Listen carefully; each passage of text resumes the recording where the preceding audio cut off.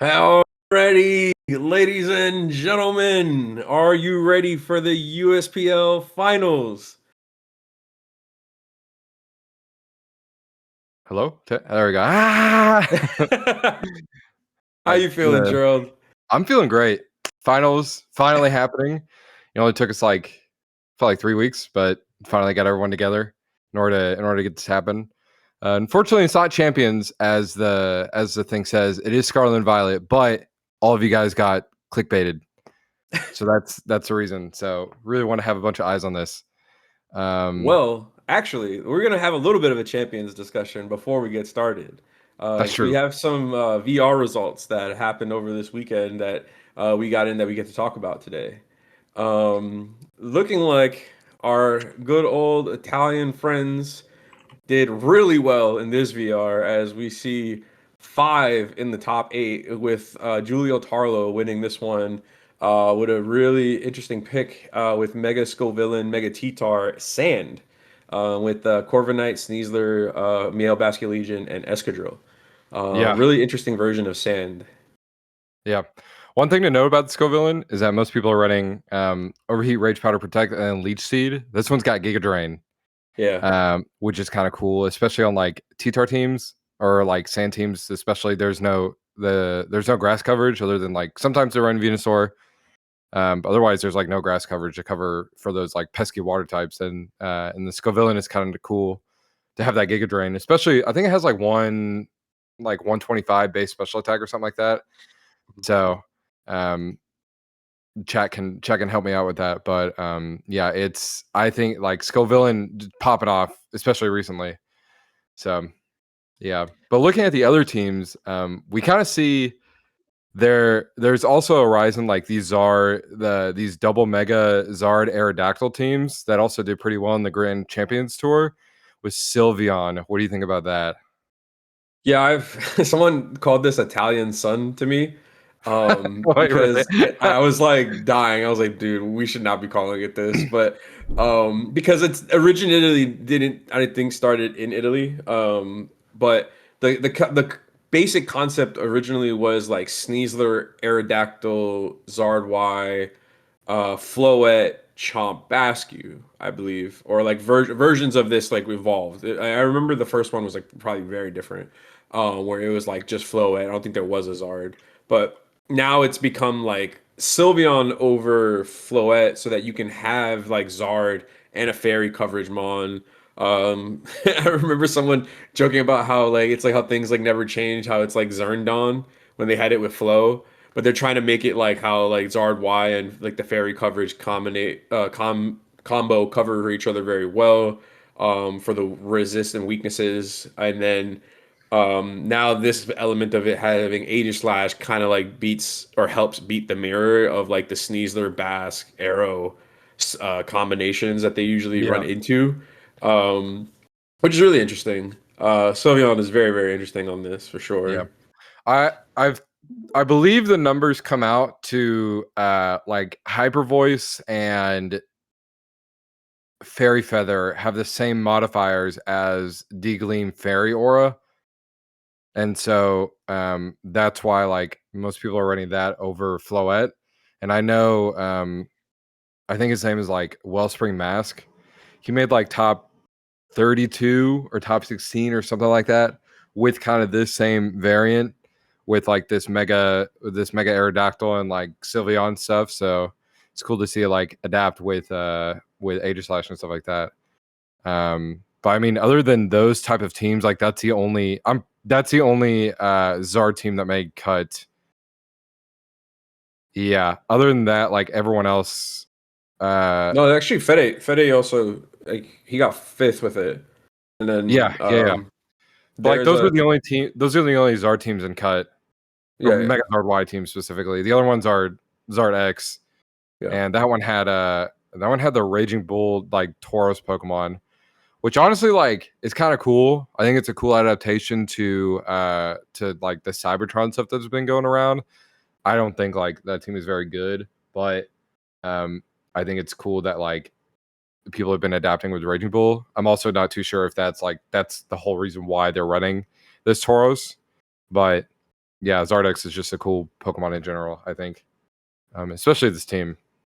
I can say that Tauros is very good to help alleviate sand matchups, which I can see like the Zardex team at least having a bit of an issue with. That makes Um, sense. That makes yeah, sense. it does help a lot into that. Considering that like when you're running Zardex, you have three ground weeks with a Sneasler and a Kingambit, so the Yeah. Tauros helps alleviate that pressure, as well as like it's really nice for the Intimidate because now you're pressuring like Incin back with two fighting types that are very good. And then also like technically Floette doesn't need Fake Out for it to pop off. So like having the Floette um with the Tauros to pressure like opposing fire types that try to sit in front of it as well. Because usually you could get away with that. This Tauros can now put on a lot more pressure than an Incineroar would, basically. And that's a lot. True, true. Also, the Zard has Temper Flare. I'm looking up what Temper Flare does. It's basically Stomping Tantrum. It's a fire type Stomping Tantrum. So it's like Huh. punishing people that try to click Fake Out because then it's a 150 base power firing move Uh, with Tough Claws. oh, I see. So yeah, Over like Flare Blitz. Okay. yeah, I guess yeah, that makes sense. yeah. But interesting nonetheless. Interesting nonetheless. Yeah. Is there any other teams like you want to talk about specifically from VR?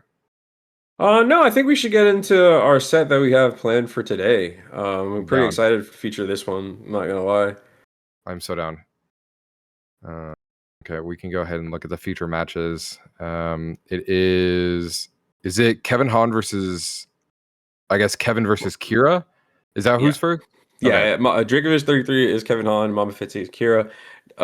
They are rocking over here a Specs Fluttermane. We're getting a blast from the past to Ray F, guys.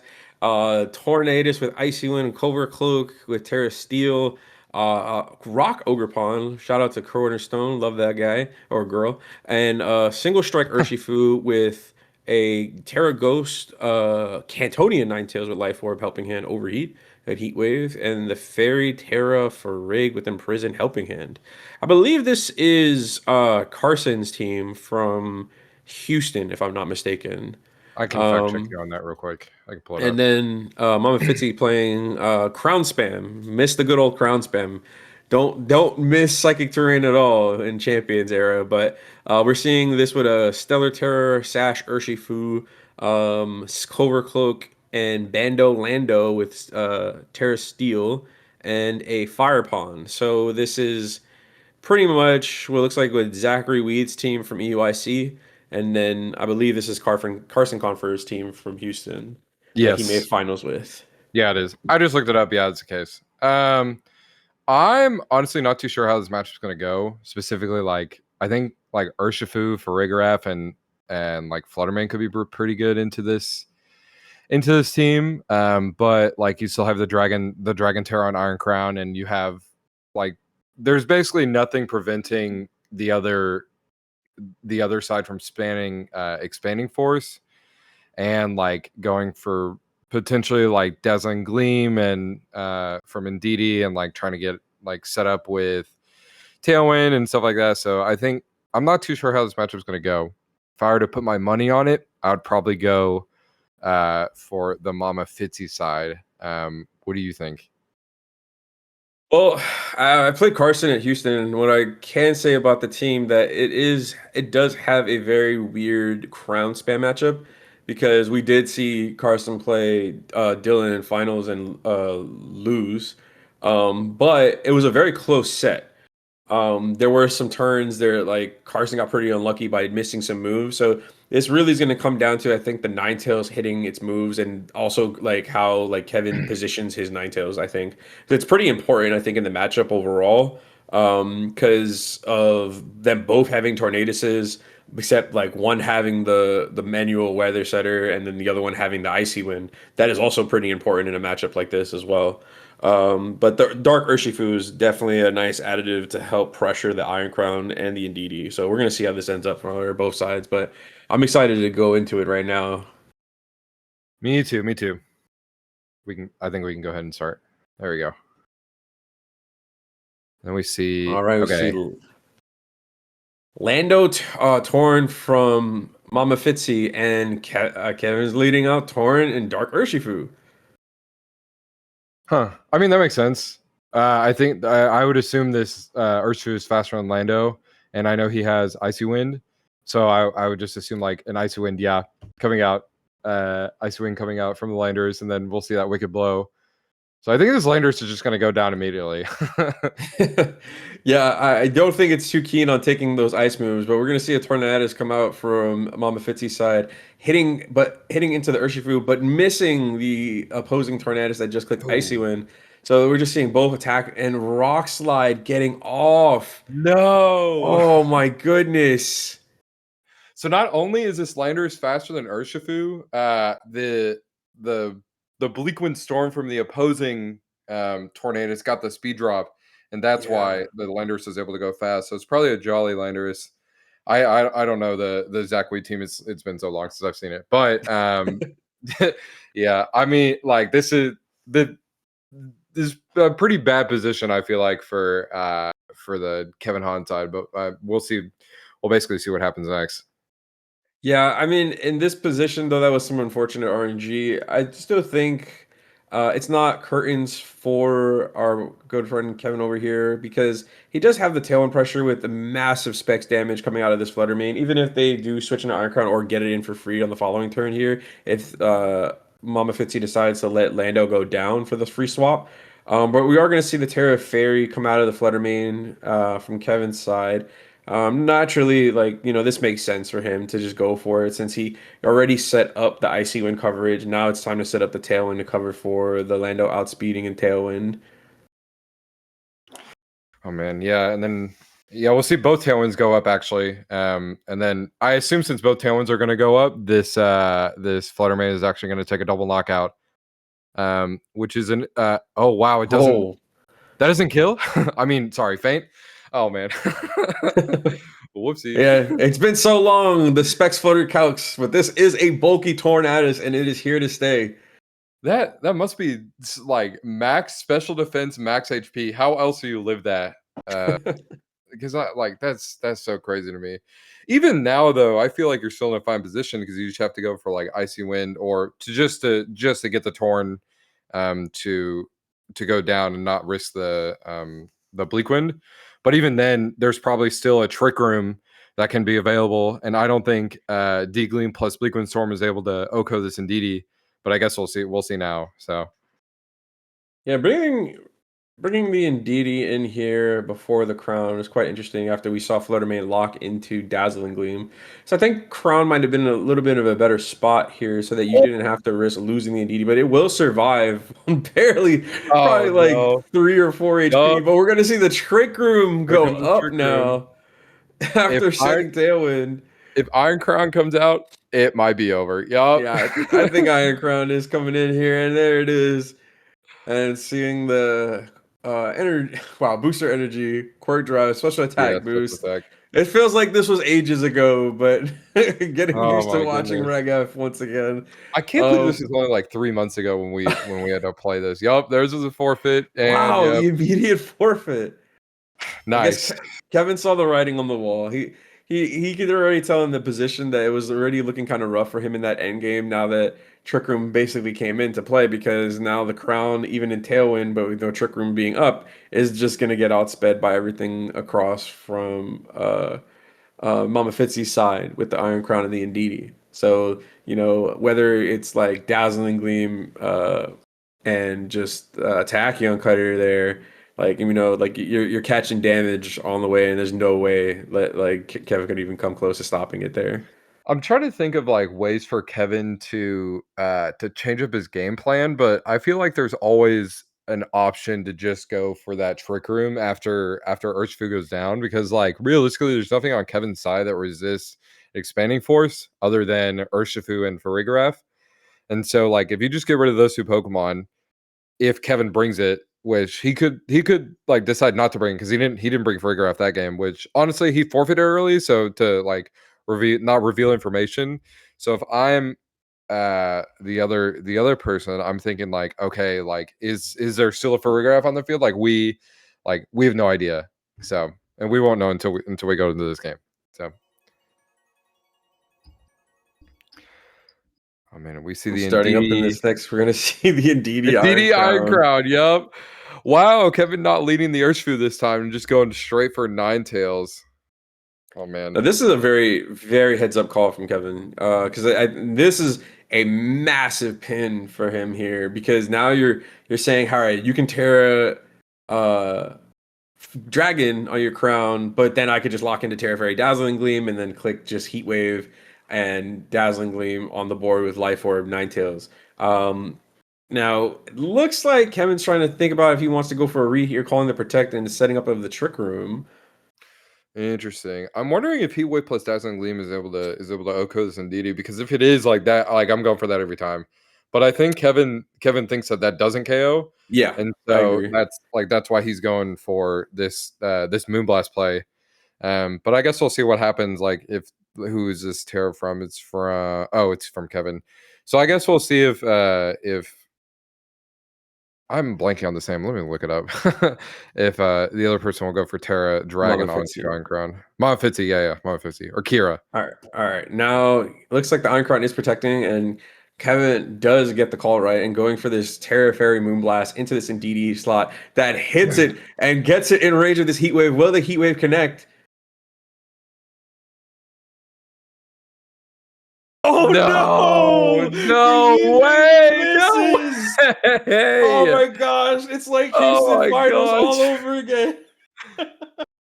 Oh man, what do you Oh do? I man, we get, gotta yeah, I send this mean, Ninetales back to the pasture, man. This holy thing is crap, missing man. its moves in all the right situations it needs to hit, but doesn't Literally. want to. It's I will say it's not over yet. It definitely isn't over yet, because you still have that Urshifu in the back, so you still have ways to come back from this. However, it is, if this Indeedee, instead of going for okay, it went for Helping Hand. I was gonna say it could have gone for D Gleam to call this Urshifu switch in, but this play also makes sense. Um, Especially trying to OHKO this Ninetales. But yeah, we'll see. Obviously, this is not gonna be effective. But there's still 3 turns left on the field, and there's still, I feel like there's still a way to come back from this. But it's gonna be really, really tough. Kevin Hahn has to preserve his trick room terms effectively and like try to make some reads in order to actually come back. So we'll see. Yeah, essentially for Kevin now, you kind of have to just double attack this turn because you can't on Mama Fitzy's side effectively pick up both knockouts here. Even with the Dazzling Gleam, unless Kevin decides to target the Indeedee and like the Indeedee for some reason clicks Dazzling Gleam, there's no way really that Kira can pick up both the Urshifu and the Ninetales on this turn, which is kind of nice for Kevin to be able to stall out as Yeah, much as he can. that's true. And we'll see that Terra Dragon to cover for the fire type weakness that Ironcrown originally had. So yeah, we'll see this Oh, Dazzling Gleam come out. No protect on Urshifu? Okay. That also did a lot of damage on Urshifu. I'm surprised it didn't go down to Sash, but um yeah, this Ninetales goes down, especially because of the booster energy from Iron Crown. It gets like a 1.3 times. I think it's like same as Life Orb. oh my gosh. But Kevin decides to target down the Indeedee. Will it be enough? No, it lives on 3 from the Rocky Dang, Helmet chip. dang. Yeah, now I guess is there anything slower than or is there anything slower than Urshifu on this team besides the Iron Crown? It seems like not, especially because Just the of Lando last photograph, game. probably. Yeah. Well, now this Lando. Oh, you know what? Okay, I was gonna say like this Lando is like definitely faster than Urshifu. So now it's not like this Urshifu is gonna be faster. But like, do you call the Protect read on Urshifu and just go for like Rock Slide plus Expanding Force to try to OHKO this like Tornadus immediately, or do you go for um this is still kind of a tricky situation. So Yeah, there are ways I think that Kevin can actually still win this, though the position looks like pretty bad. I would say like the double protect makes a lot of sense here because there is going to be one more turn of Trick Room after this. So yes, now that like opposing Tornadus isn't on Kira's side of the field, what Kevin could potentially do here, since he's stalling this turn, is try to maybe go for a Sucker Punch endgame into the Lando to put it in range of a Terra Fairy Dazzle, so that now you can Tailwind on this turn, sucker the Lando as it gets knocked out by the both the Crown and the opposing Lando, and potentially now bring in the Flutter, where the Flutter could now win a 1v3 potentially. I like that play a lot, actually. Um, Yeah, and it looks like that's what he's going for right here. yeah, that makes a lot of sense. And I guess, like, what do you does the opposing Tornadus have Sash? Is that a thing, or I don't know. I'm not too sure actually. No, the sash is on the water Urshifu that Kira has. I So see. her Tornadus is Covert Cloak. But it looks like the Iron Crown goes for Tachyon Cutter. Will the Lando go for Rock Slide? It does. Okay, this makes sense. Yeah. It was a bit risky too, because if actually if she missed there, that would have been so massive for Yeah. Kevin, man. I mean, like, But like, honestly, what else do you go for, right? Because yeah, I guess you could go for like Tachyon Cutter, hope it Oko's or I guess, you know what, you're under two psychic terrain. You just go for expanding force into the Tordanus, and then yeah. But now we have Fluttermane coming out in the field. And I think this is exactly what you were saying, to go for this Terra Fairy Digleam, and like try to Oko this Landers and see what happens. yeah. Let's see. Where there's a Flutter Specs Flutter main, there is a way. So we're gonna see if we can. Oh, a hard swap. Okay, Okay, into what? into Into Tornadus, the that makes sense. Torn. Okay, I see the vision from this because you're stalling now after seeing that you lived a dazzling gleam earlier.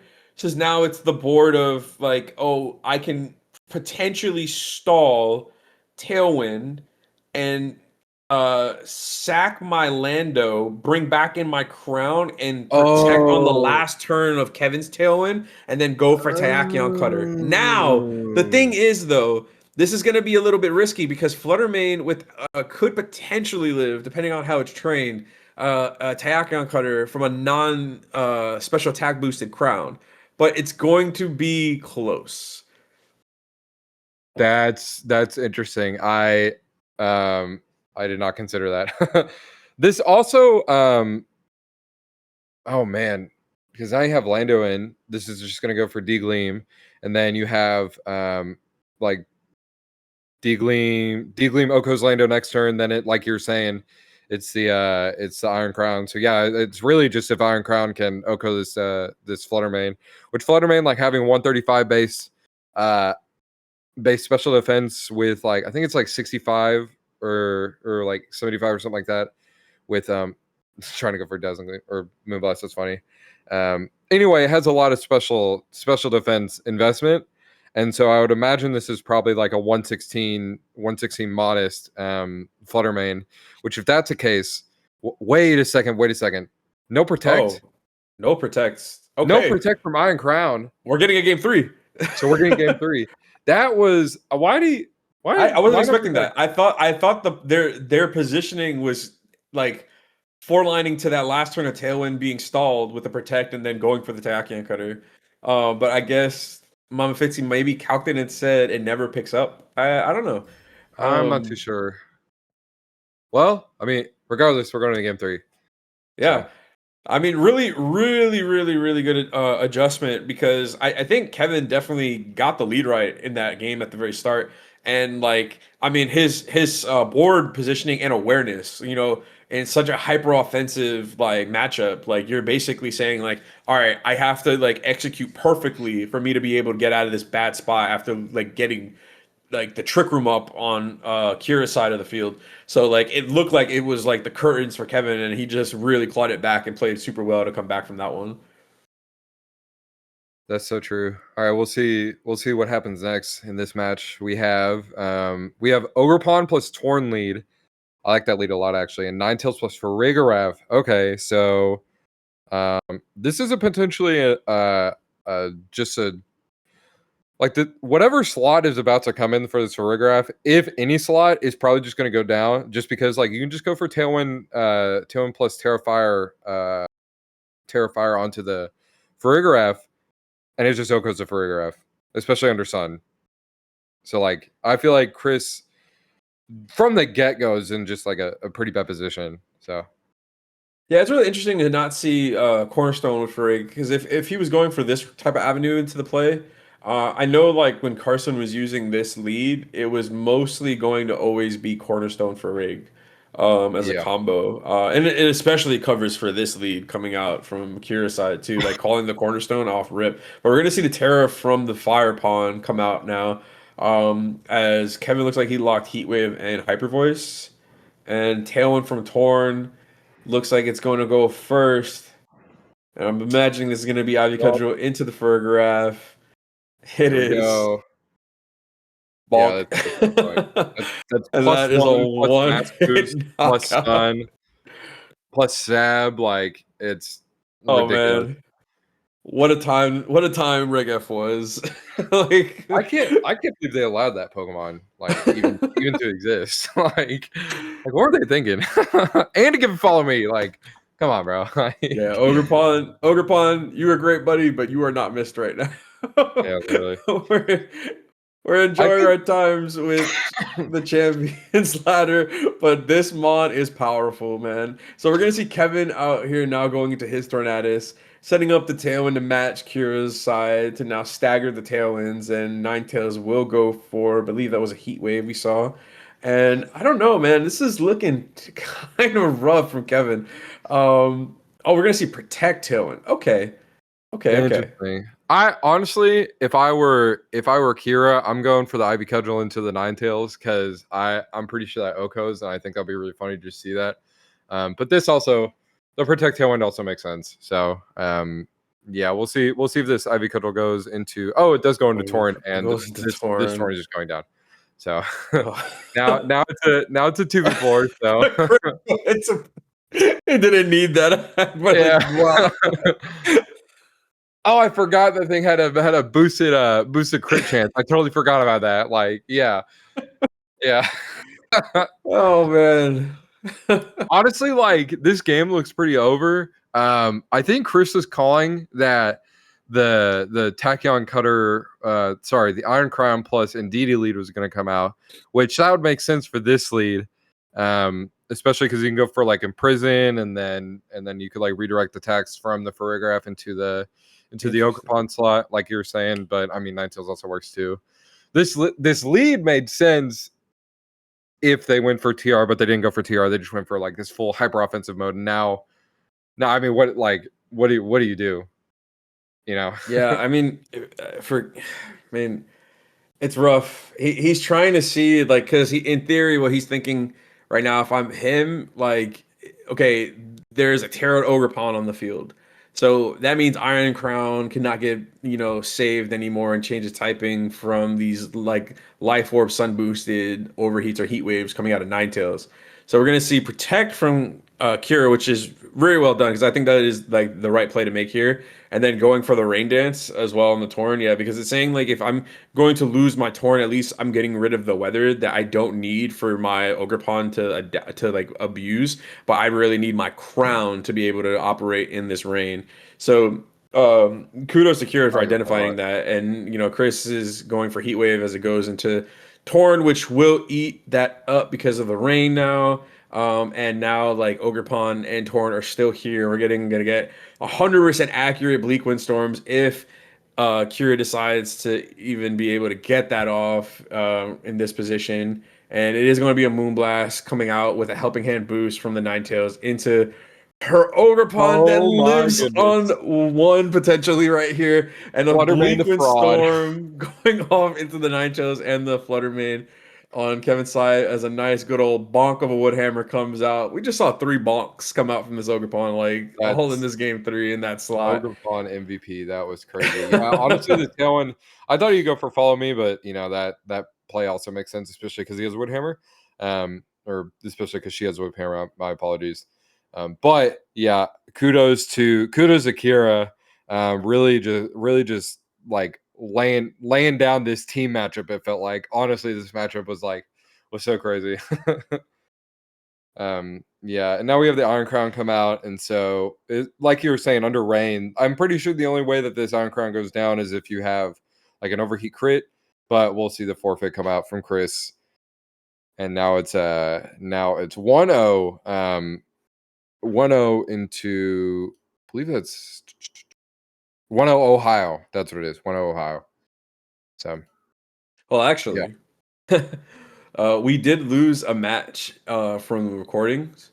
So this Oh, that's is right. That's right. actually going to be 2-0 Ohio. That's right. Um, Yeah. So one of the matchups is what we're being told from producers. One of the matchups we don't have, and that is Ashton Cox versus Animus.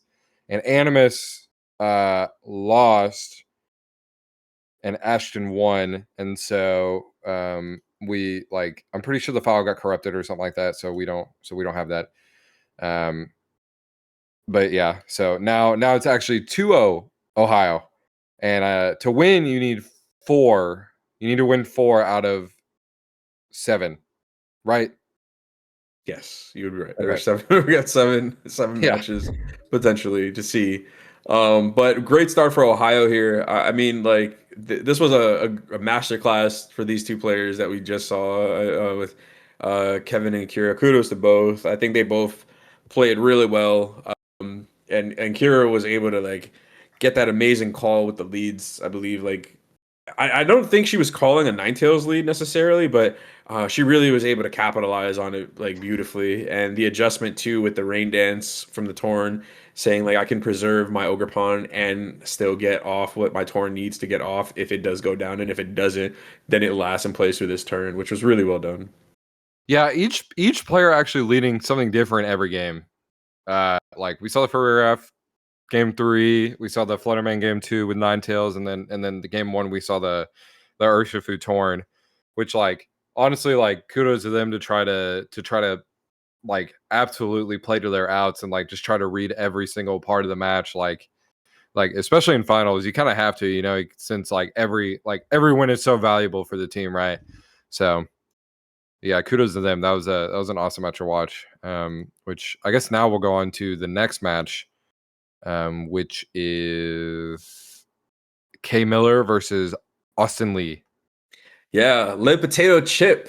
I had the pleasure of playing Austin in Orlando. He was running Gouging Fire like he is here, but it is not the same set as we see a Choice Band Dragon Claw Breaking Swipe, Heat Crash, Terrafire, Flare Blitz, Gouging Fire, and a female Indeedee with the Dragon Terror with Heal Pulse and Trick Room Helping Hand Follow Me, no attack, with a Calm Mind Dragon Terra Booster Energy Iron Crown, with a Calm Mind Landorus with a Psychic Terra, which is really That interesting. is crazy.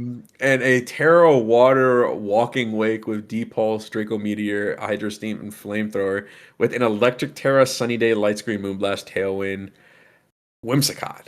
And Kevin is using Water Pond with Specs Trick Goldingo, with a Sash Chin Pow with Spinner, Sacred Sword Sucker Punch, and Life 4 Regidrago with Terra Ghost, and then a Bandit Entei with Stone Edge, Flare Blitz, E-Speed, Sacred Fire, with a matching Whimsicott with a Cobra Cloak and Terra Electric, Fake Tears, Tailwind, Encore.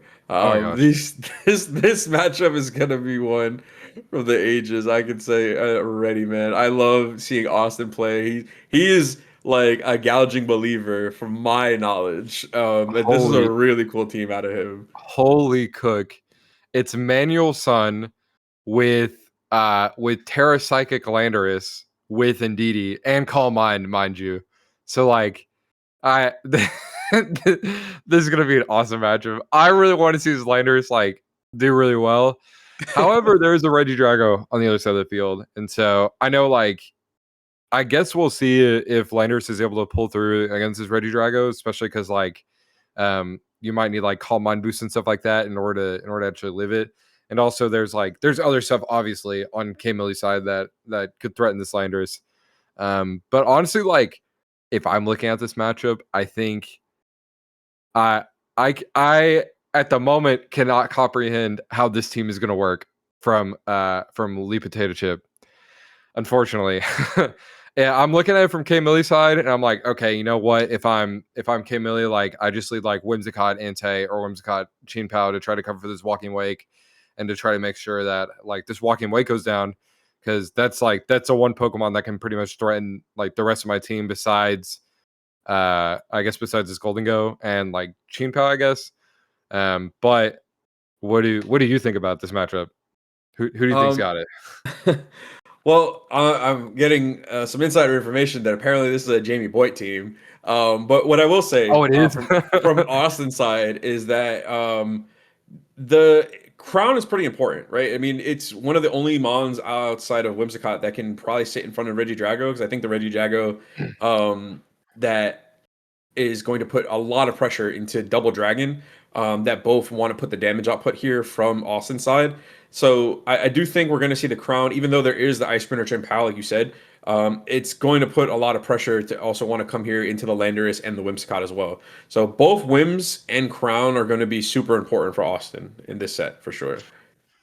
Yeah, I think so too. I'm curious on what K Millie leads, especially because like I said, I think the Regidrago Whimsicott is about to come out, and I guess we'll see whenever this matchup happens if we want to go ahead and start. So do. And oh, it's a sick avatar.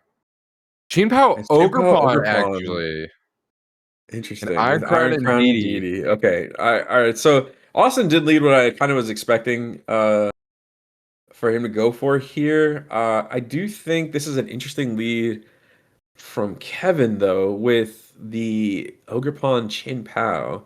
And I mean, like, it kind of makes sense because you're protecting your Chin Pao to not get Iron Crown or Tayaki Uncutted from the Iron Crown. So a pretty well poised call out of Kevin, honestly, to deal with what he thought Austin was going to come out with out the gate. Yeah. It's good to note that this Indeedee does not have Rocky Helmet, and it does have Psychic Seed. So this Chien-Pao can just go for Ice Spinner and do a lot of damage. Was this a special attack booster or special or speed booster on Crown? I did not catch that, but I would anticipate being on this team, it would be special attack boosting. I think you want Okay. as much damage output out of this thing as you can. So if that's the case, I feel like we're about to see a Ice Spinner plus Ivy Cudgel Yeah. into this Iron Crown. But this Ogerpon does go for the Terra, which gives it a +1 special defense boost, which basically like from it goes for follow me. Okay, Oh, so which okay. I guess we'll see. Yeah. And I mean, this play makes sense, right? I mean, you're Yeah, trying to basically cover for your POW, let it have the longevity you want it to have into this matchup because the Crown doesn't obviously threaten the Ogre Pawn if the Chien-Pao goes first, since you get rid of the terrain. But Austin recognizing that, saying, "Hey, I can go for a setup now and get up my Trick Room as well." So very well done by both players, basically covering for each other's best options on the board. yeah. But now Trick Room's up. It's a different game now. Especially like because Ogerpon, I feel like Ogerpon's still gonna go for follow me. So like this is probably taking like 40% from maybe, well, you know what, probably more like 50 with the special attack boosting thing. It's item. Energy. Booster energy. That's what it is. So we'll probably see this follow me plus I would assume like a swap out or a follow me from Indeedee. But I mean we'll see what happens next. Now that we're in Trick Room, it's like a completely different ball game. So I like this play a lot actually, especially because if Chien-Pao goes for the Ice Nice. Spinner, it just OHKOs the Whimsicott, and you bring back in your Indeedee. But we'll see another Calm Mind come out. So Yeah, I think this is a pretty decent play from Austin. I don't know if you needed to go for a Calm Mind on this turn. I think if you wanted, it could have been pretty nice to get this protect, because this Ivy cover is going to do a crit. lot with that Oh my Sword of gosh, I Ruin. wasn't a crit. Oh my goodness, that is so much damage into this Iron Crown here.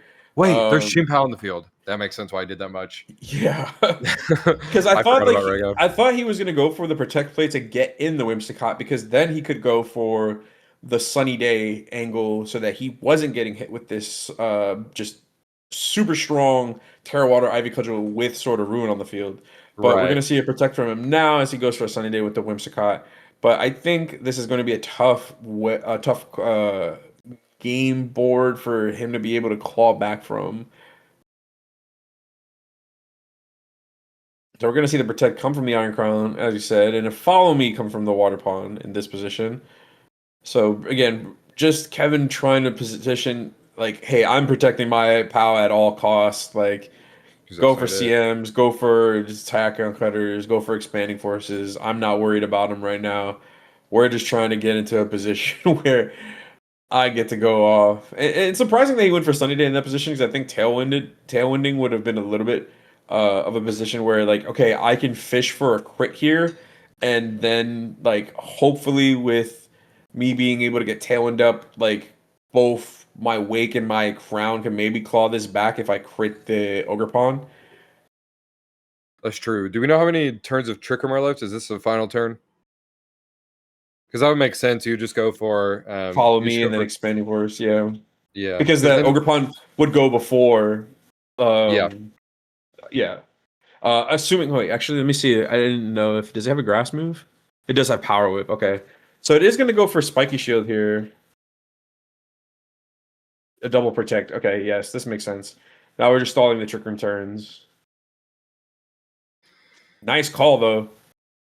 Big heel pulse into this crown right here. that's huge. That's so huge actually, especially because now this Chim Pao basically like gets walled because it has Sucker Punch plus Ice Spinner. I don't think it has another dark move. I can check real quick. It has Sacred Sword. So like it's not gonna do that much into this Iron Crown. So it like Austin's definitely in a pretty good spot right now. So um but yeah. You're gonna say follow me. We clicked another helping hand. I mean, a heel pulse actually, not a helping hand coming out of this Indeedee. And will be redirected into the water pond as Iron Crown goes for a +1 booster energy size span boosted expanding force with a straight up Oko into this water pond.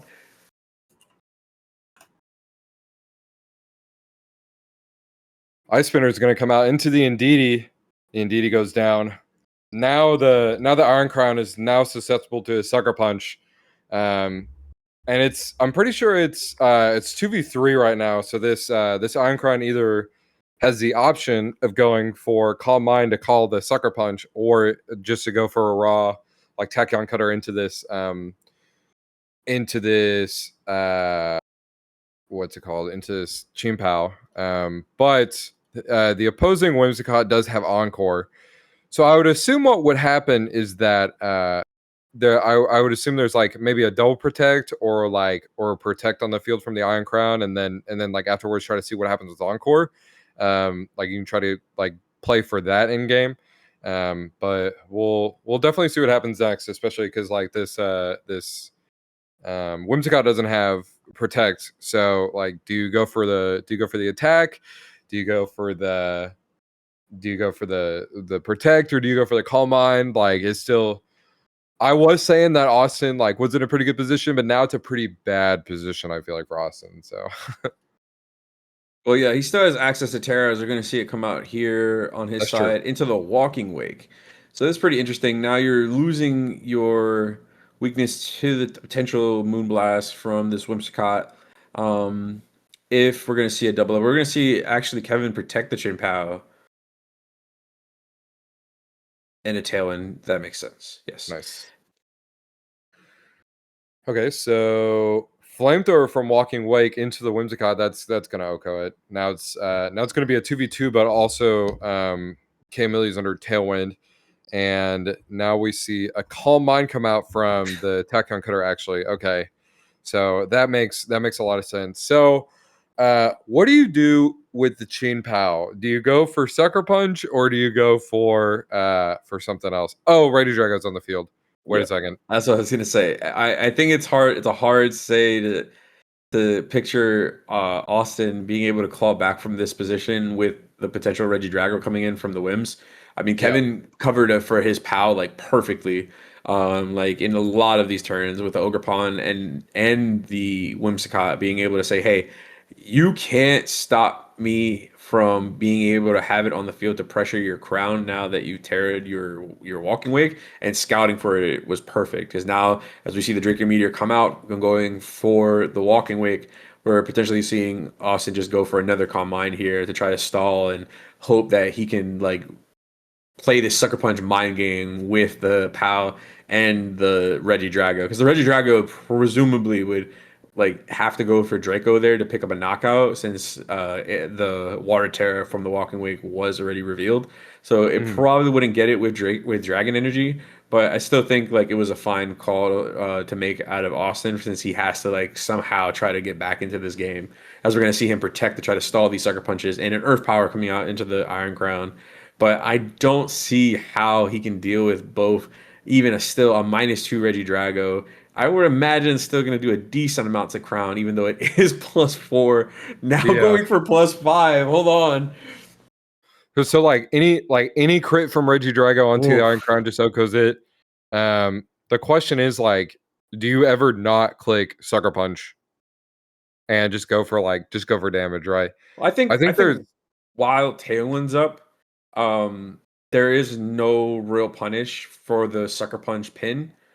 right. Because like you are like now that you see how much Earth Power is doing with that much of a combine boost as we see the protect coming out here, it's really going to be the bottom line of like, will I fish for a crit and get it, or do I start calling the protects and the stalling from my sucker punches at some point? Because Sacred Sword at this range is definitely not going to be enough. Mhm. But you can make it in range if you just keep Earth Power sucker punching, unless like double protect start coming out. That's so true, yeah. This is like definitely such a weird in game, only seen in Reg F.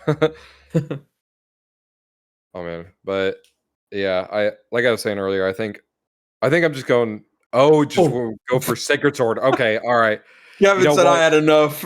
What? Yeah, he was like, you know what? Screw it. Like I don't. Dang. All right. So, well, there we go.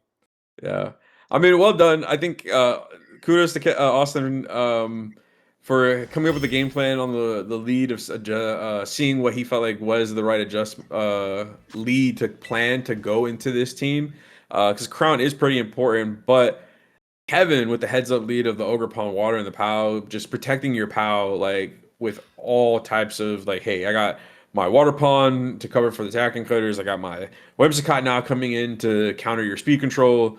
And just spinner, spinner, spinner, get rid of all the terrain that you would probably want, resetting it, bringing it back in, all that stuff. You know, Kevin executed this very, very well. So true. We can just go ahead and go into the next match. I think if I'm Kevin, I just leave the same thing, honestly. Especially because you have so many options to go for with Oh, oh, you don't. You just go for Whimsicott Entei, Entei. All right. Whimsicott. And we're gonna see. That's Yeah, this is what I was gonna say. I think that Austin would adjust with to deal with that lead is the gouging fire. Be able to abuse the sword of ruin is really nice here. yeah. And we're gonna see potentially a Terra Fire from the gouging. I don't know. It looks like Austin is debating it, but I think his best play probably is going for that breaking swipe and matching the tailwind in this position, or possibly just swapping out to save your Whimsicott for a later tailwind, which I don't disagree with. I think actually that could be a potentially better play, because now like since Pow's not on the field, you're not super threatened by being able to bring in the Ndidi here, but we're gonna see just Makes a sense. tailwind to match potentially a tailwind that could be coming out, saying, "Hey, I got my Scott, you got your Scott, but I got the prehistoric Entei while you have the modern day one." And we're gonna see Stone Edge come out No, into the we missed gouging, Stone and it Edge. misses as a Dragon Claw now goes into the Entei slot, doing it over half. Like, wow. That was so bad. um, So now it looks like I'm assuming this is attack boosting, gouging fire. It could be speed, but we're gonna find out right now. As looks like Austin is planning to go for a sunny day, and it's probably going to cover. So he wants to get that photosynthesis proc, as the Whimsicott's going for Terra Electric. Oh, okay, okay. He's gonna Terra Fire the gouging. Interesting. and Yeah, go for the sunny day. honestly, you're banded too. Do you like? I guess that makes sense for you to be Terra, not Terra, for the boosters attack. Sorry, I'm totally blanking. Yeah. Now we'll see this Terrifier. Not too sure what you know what? That's just stupid. I was like, I'm not too sure why they went for Terrifier, but then there's a Whimsicott on the other side of the field that could like just put 50% on the onto Inte regardless. So yeah, I mean now we'll see the The Stone Edge attack come out. boost. Yeah, and the Stone Edge just, oh my goodness. So unfortunate. That first miss is so unfortunate because now you just like you still have an Entei on the field that's about to do a ton of damage.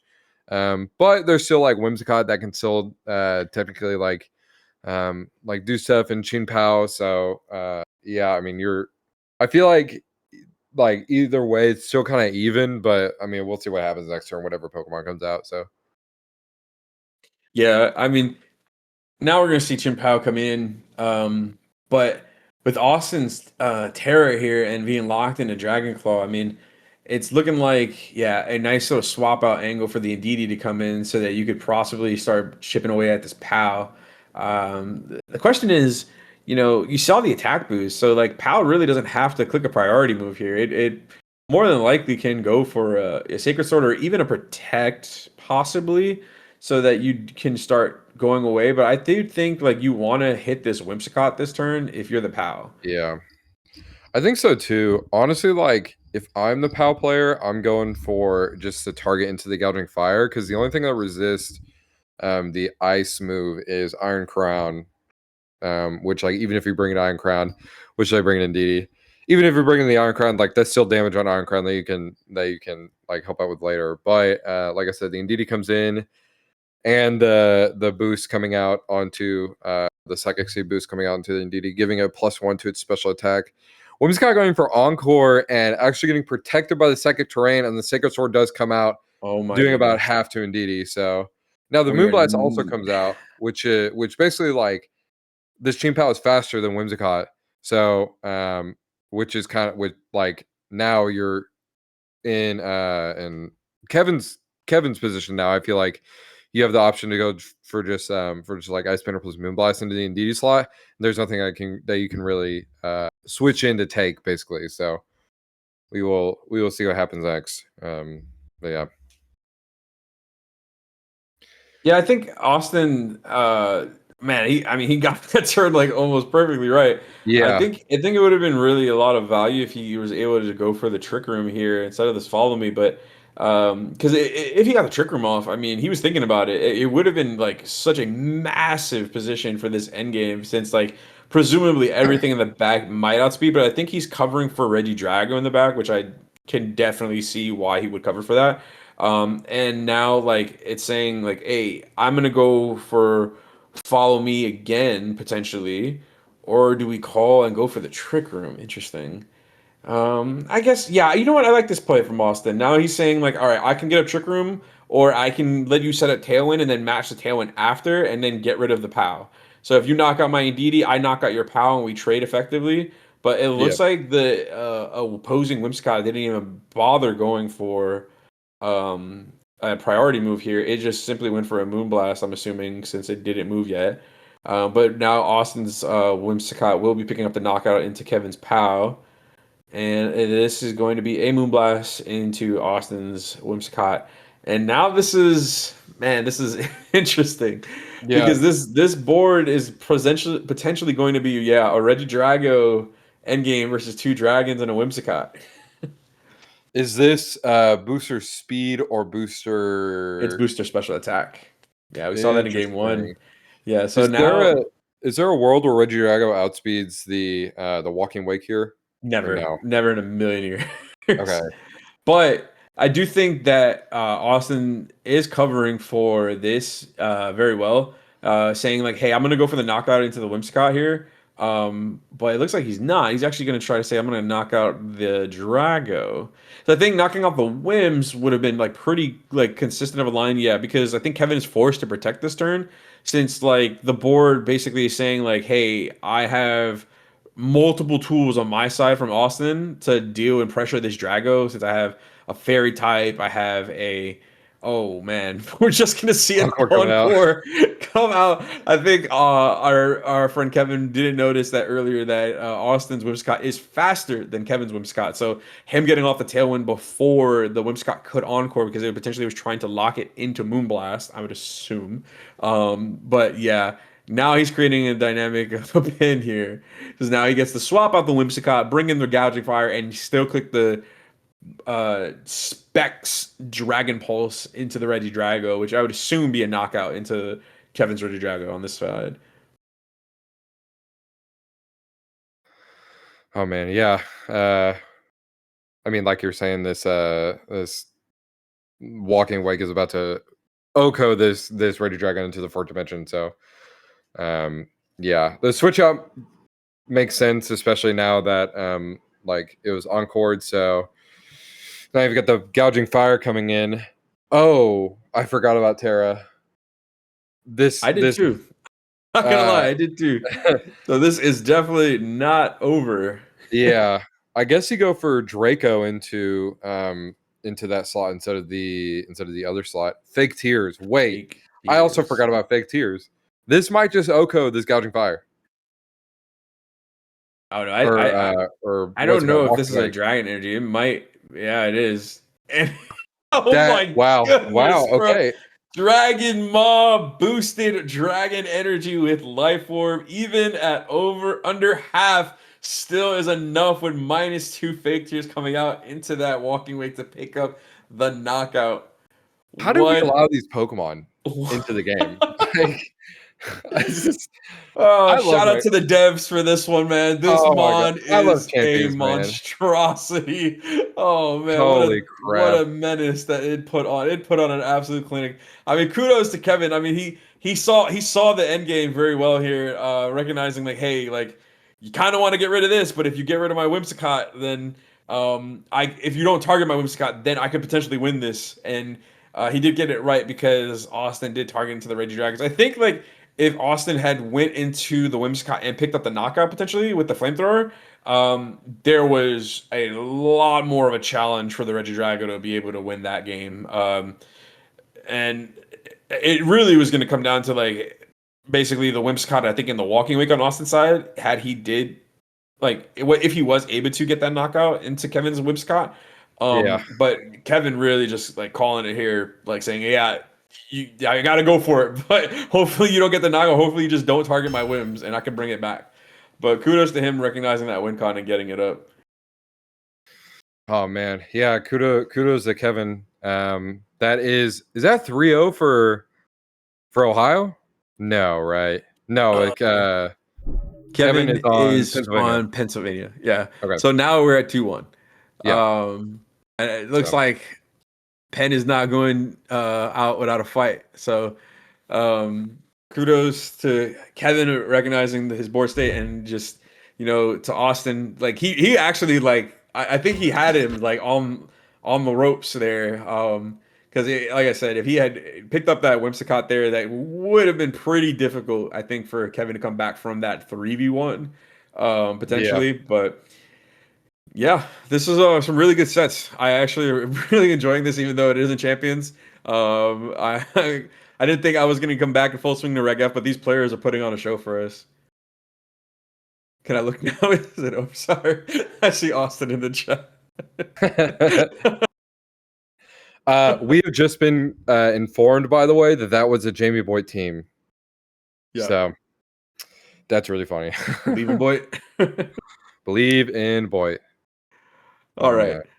man. But yeah, kudos to both players. We got Penn on the board, 2-1 now. And we got one more set to review before we pass it over to our partners here. And our set that we're going to feature here is going to be Fluffy Min versus Bush VGC. We got Cole Basham and Eric Bush coming in from Penn with two Reg I teams. We have flown full circle. Shout out to those going to LA regionals. I hope you guys are ready for this one because we got the world champion team that Geo played out in San Diego, sorry, Anaheim with Koraidon Lunala, Same place Ursaluna, really if you think about it. Ursaluna Hisui with Brute Bonnet with the Citrus Berry, and the Scarf Chi Yu with Sash, Icy Wind, Terra Stellar, Shadow Ball, and Boom Blast Flutter. And this is the original version, right? Of the like the code teams. I remember the code team went for the Life Orb variant, but this is like the Specs one with Terra Electric coming from Cole here with the EC Lunala, Hisui Ursaluna as well. And Yeah, I'm pretty sure this is uh, the same version that won NAIC, like yeah, Fede won with at well, I think NAIC. Fede. I don't think Fede had Snarl, or Terra Electric. I'm pretty sure it was Dazzle still, but I could be wrong. I see. But yeah, it is more or less on that line. But yeah, this is similar to the team that did win NAIC. Gotcha. Neoni Miraidon. Uh, the chat is pretty active today. But yeah, I'm excited to see both of these players play. I haven't seen Eric play, I think, since like Puerto Rico when he got really far in this. Did he win that special event? No, that was. I think he played in No, finals. He got Chef finals at did. the. Yeah, yeah, yeah. He got finals at the special event in Puerto Rico. Yeah, So this is going to be an interesting one, and we get to see one of our fellow casters being able to play on the left side here with the Miraidon Lunala. So it's going to be really cool to see. that's true. Also, a side note, like Ursaluna really showing his dominance in basically every format. It's still a thing here. Ursaluna, this one, Ursaluna was in like Reg F, and then Ursaluna is also like was super big in Reg H. I don't understand how they allowed that Pokemon to be existing. And Yeah, I mean I'm gonna be so for real. its debut is literally the first world championship for Scarlet and Violet, and Yeah, it hasn't stopped since. It's been on a clinic, yeah, pretty consistently since they gave it to us. And yeah, like you said, it is a really strong Mon that they created. Guts boosted with the stat line that it has. It's so strong. I think it's probably the better version of the two. I do think like regular Ursaluna over like Blood Moon Ursaluna, or I like to call it Blursa. But yeah, I think it's really, really, really powerful and really strong. yeah. It's also battle of the bikes. So we'll really see what goes down. I'm excited to see both these players kind of pilot these teams. We can go ahead and start. Yeah, I See what think we for do. Eric here, the Koraidon is going to be super crucial since like the Miraidon doesn't have a Fairy Terra to cover for it. So this CC is going to pack a wallop. So as we see Koraidon and Brubonic come out on lead on Eric's side, and Miraidon Incineroar, very good lead, I Interesting. think, coming out from Cole as well, saying that hey, at least I'm going to get this Intimidate off to start slowing down if I can. Yeah, I was honestly expecting a Whimsicott Miraidon lead, but this also makes sense, especially like because now you have fake out pressure, and then this Brute Bonnet really isn't doing much into this Miraidon besides I guess going for Sucker Punch. Is that the move that has? Yeah. With Geo set, it had changed going into Worlds because there were a lot of players that were using like Cover Cloak on this Brew Bonnet team. Yeah. But Geo had run Citrus Berry, and that's what Eric's using right here. So, but he also has Pollen Puff, Oh, which what? is super interesting because usually it's Seed Bomb. So we do have Let me a take slight change from when Geo ran at Worlds. Interesting. Yeah. Wait. So Spore, Rage Powder, Sucker Punch. Okay. So yeah, like you're Yeah, no saying, Seed Bomb. no Yeah. C-bomb. And we're gonna Yeah. see Protect come out from Eric here, calling the fake out, potentially going to the Koraidon as the Brute Bonnet does go for Sucker Punch to get that good chip into the Miraidon. That's pretty solid. Any chip is good chip, and the Volt Switch True. doing almost Wow. half That. into the Brute Bonnet. Why do This we allow this Pokemon? Like, guys. Like, what are we? Like, what are we doing, guys? Come on. Oh And man. it's gonna see a nice good old switch into our EC Lunala here, coming out, getting that defense boost now, setting up a nice position for I don't know. I mean, this Moonblast is looking kind of threatening here. Yeah, Moonblast is pretty threatening. However, there is still the possibility of Terrifier Flare Blitz. I'm pretty sure it has like Terrifier Flare Blitz plus Sucker Punch in the Lunala. I'm pretty sure that would OHKO. I'm not entirely too sure. It's been a while since I played this format. I've been so hooked on champions. But Well, if I that do think that happens, is going to miss the KO because of the intimidate from the Incineroar, and that's what I was thinking too.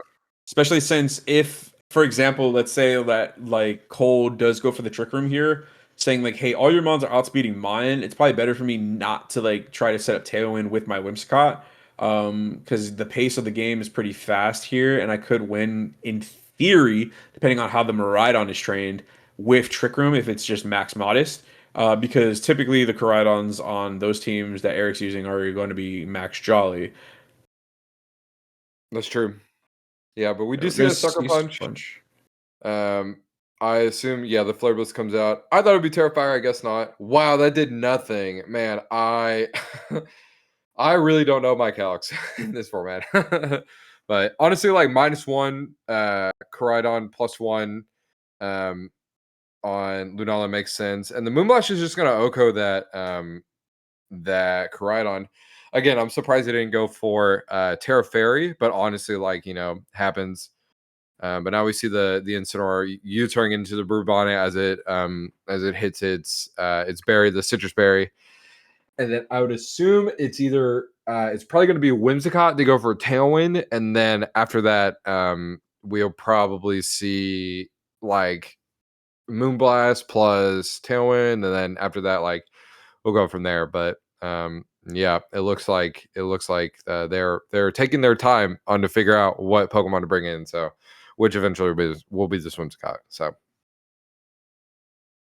Yeah, and yeah, now if I had to guess from Eric's side, I'm pretty sure this is quite a good Chi-Yu angle. If you're seeing Whimsicott Lunala on this board, so potentially if Eric did bring it in the back, it would be a nice bring in here next to this Brew Bonnet. Um, the thing is that if he did bring it or not, because I do think Fluttermane's also really good here as well. So um, maybe he brought both, honestly. I think they see both very good mons to bring into this concept, but it looks like we're going to see a Lunala come out of Eric's side, actually. Very interesting. yeah. Lunala comes out. Light screen makes a lot of sense, especially to see what, especially because like the Lunala can't Oko Eric Eric's Lunala can't Oko Cole's Lunala, right? Eric and Cole, yeah. Yeah.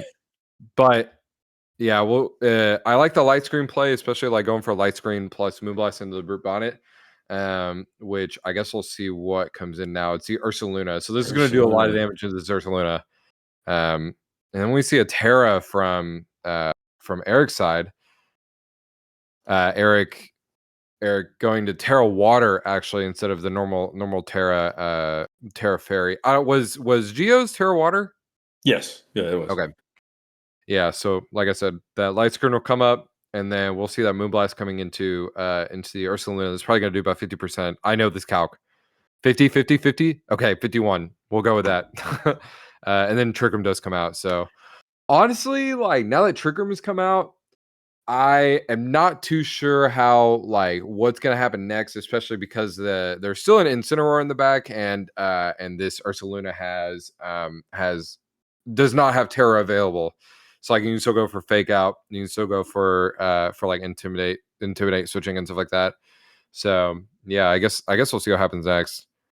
Um Yeah, this instant is very important now for Cole on his board because you really need to cover this option because this Ursa Luna can start laying all of this damage out into the Cole side of the field. Even with the defense boost, I mean this facade is going to be nothing to just just disrespect. I mean this thing is going to hurt much more than the Terrifier Flare Blitz that could have came out earlier. So as we see Brew Bonnet come in on Eric's side as the Lunala comes out and the facade coming from the Ursaluna into the Lunala for the the crit! critical hit. Oh my Oh goodness. man, I don't know I if that wonder if that crit mattered. mattered. I don't know if that mattered, but I can say that Ursaluna is not a guy that says, "Hey, I can like miss KOs with Intimidate." That guy still can pick up stuff. I can't believe Um, we allowed this Pokemon. Like, what are we doing? I'm gonna keep saying it. I'm just gonna keep saying it because like this is ridiculous. So Yeah, and now like Cole's forced to bring in looks like me right on here to kind of say I can cover for this by being able to force the fake out. Um I mean the question is does he call it? You know, because it could be like a potential like obvious protect where you could now reposition and just say I'm going to click U-turn volt switch and then knock out the Brute Bonnet slot and saying that the Ursaluna is going to protect, and then you can recycle in your Incineroar. But I do think that like Eric doesn't have a reason necessarily to protect. In theory, if because he could just click Yeah. like Rage Powder, sack the Bonnet, protect like not have to protect his Ursaluna and try to rip it like a headlong into the Miraidon slot, or even a Yeah. Facade. Honestly, Facade probably would still do enough where it's just like okay, cool, like everything's in range of what I need the Ursaluna to do. If you're Eric, you just go for Rage Powder, right? Oh, okay, you just Ooh, lock. okay. That makes sense. I was thinking like you just go for a Rage Powder and then that covers for like a Draco, and the next turn you just like you still have ways to. Oh, you still just go for Rage Powder. Okay. I was thinking. Here's what I was thinking. I was thinking you just go for Rage Powder plus like plus attack, and then you have a like an Ursaluna next turn on the field that just goes for Facade and like high horsepower and stuff like that, and you just do a billion damage into the rest of the team. Because realistically, like especially if you go for Volt Switch, you can still go for Headlong Rush into this Incineroar, and then like you're still doing a ton of damage because of that Headlong Rush. So, but now you even have you still have Spore available now that the Miraidon's gone. So yeah, so I guess we'll see what happens next. Well, I really like this position for Cole. I mean, though it is a little bit awkward because like the Bourbonic can spore, Light Screen being up should allow like me right on to come in on the Whimsicott slot to get Electric Train back up, and then you turn into the Bonnet, so that now you can cycle back out the Incineroar and not have to risk you getting spored this turn. And since Light Screen's up, you're not threatened by necessarily the Meteor Beam since you are AV, so the Incin will take it pretty well. That's true. Um, Yeah, well, I mean, now we know that. Now we know the Miraidon's switching in. Oh, Oh, okay. We see. Lunala We comes see a out swap hard back. into the Okay. Ursaluna. Interesting. Yeah, that is really interesting. I kind of like that play actually. But it also depends on what this Incineroar does, right? Like, do you go for U-turn or do you go for Flare Blitz? I would assume you just go for U-turn, and then next turn you just go for like Earthquake plus Wide Guard or something like that. But yeah, Spore comes Yeah, out. Eric does go for the spore. Good Not call gonna do on anything. Cole's side, going for U-turn. the hard Yup. swap. Now you just go for a headlong rush into the Miraidon with no casualties, right? Because then like you get a guaranteed knockout on either Incineroar um or Miraidon, assuming that the Incineroar doesn't live a -1 headlong rush. But we'll see. We'll see what happens next. So Well, I mean, from like Eric's side of it, I think it's a little bit awkward because now like there's so many turns of Trick Room that have been installed. Did we see how many did Cole highlight over it? Because in no, this he end has. game, since the Shadow Shield is already broken, if he sacks the Incineroar and like lets it go down from like a potential headlong coming out from the Ursaluna here, it's very awkward for the Ursaluna to like try to click Protect on a board where it's like Whimsicott beat Miraidon in this end game after Trick Room installed. Because I mean, I'm just spamming Draco Meteor if I'm Cole, basically into the Ursaluna every time. Because if it clicks Protect, then I can go for Encore and just have it pinned. And then if they click Trick Room, which they can't, again, because again, then you're just pinning them with Encore. Um, True. Oh man. we're gonna see if Okay, Assad Facade comes go out. into the Whimsicott. That lives. Yep. That's crazy. And honestly, like now that we're in this position, not going for headline rush, I'm pretty sure it's a wrap. Um, Meteor Beam is about to come out of this Incineroar. It's not going to do. I think we do Essentially, yeah, it half. Woo!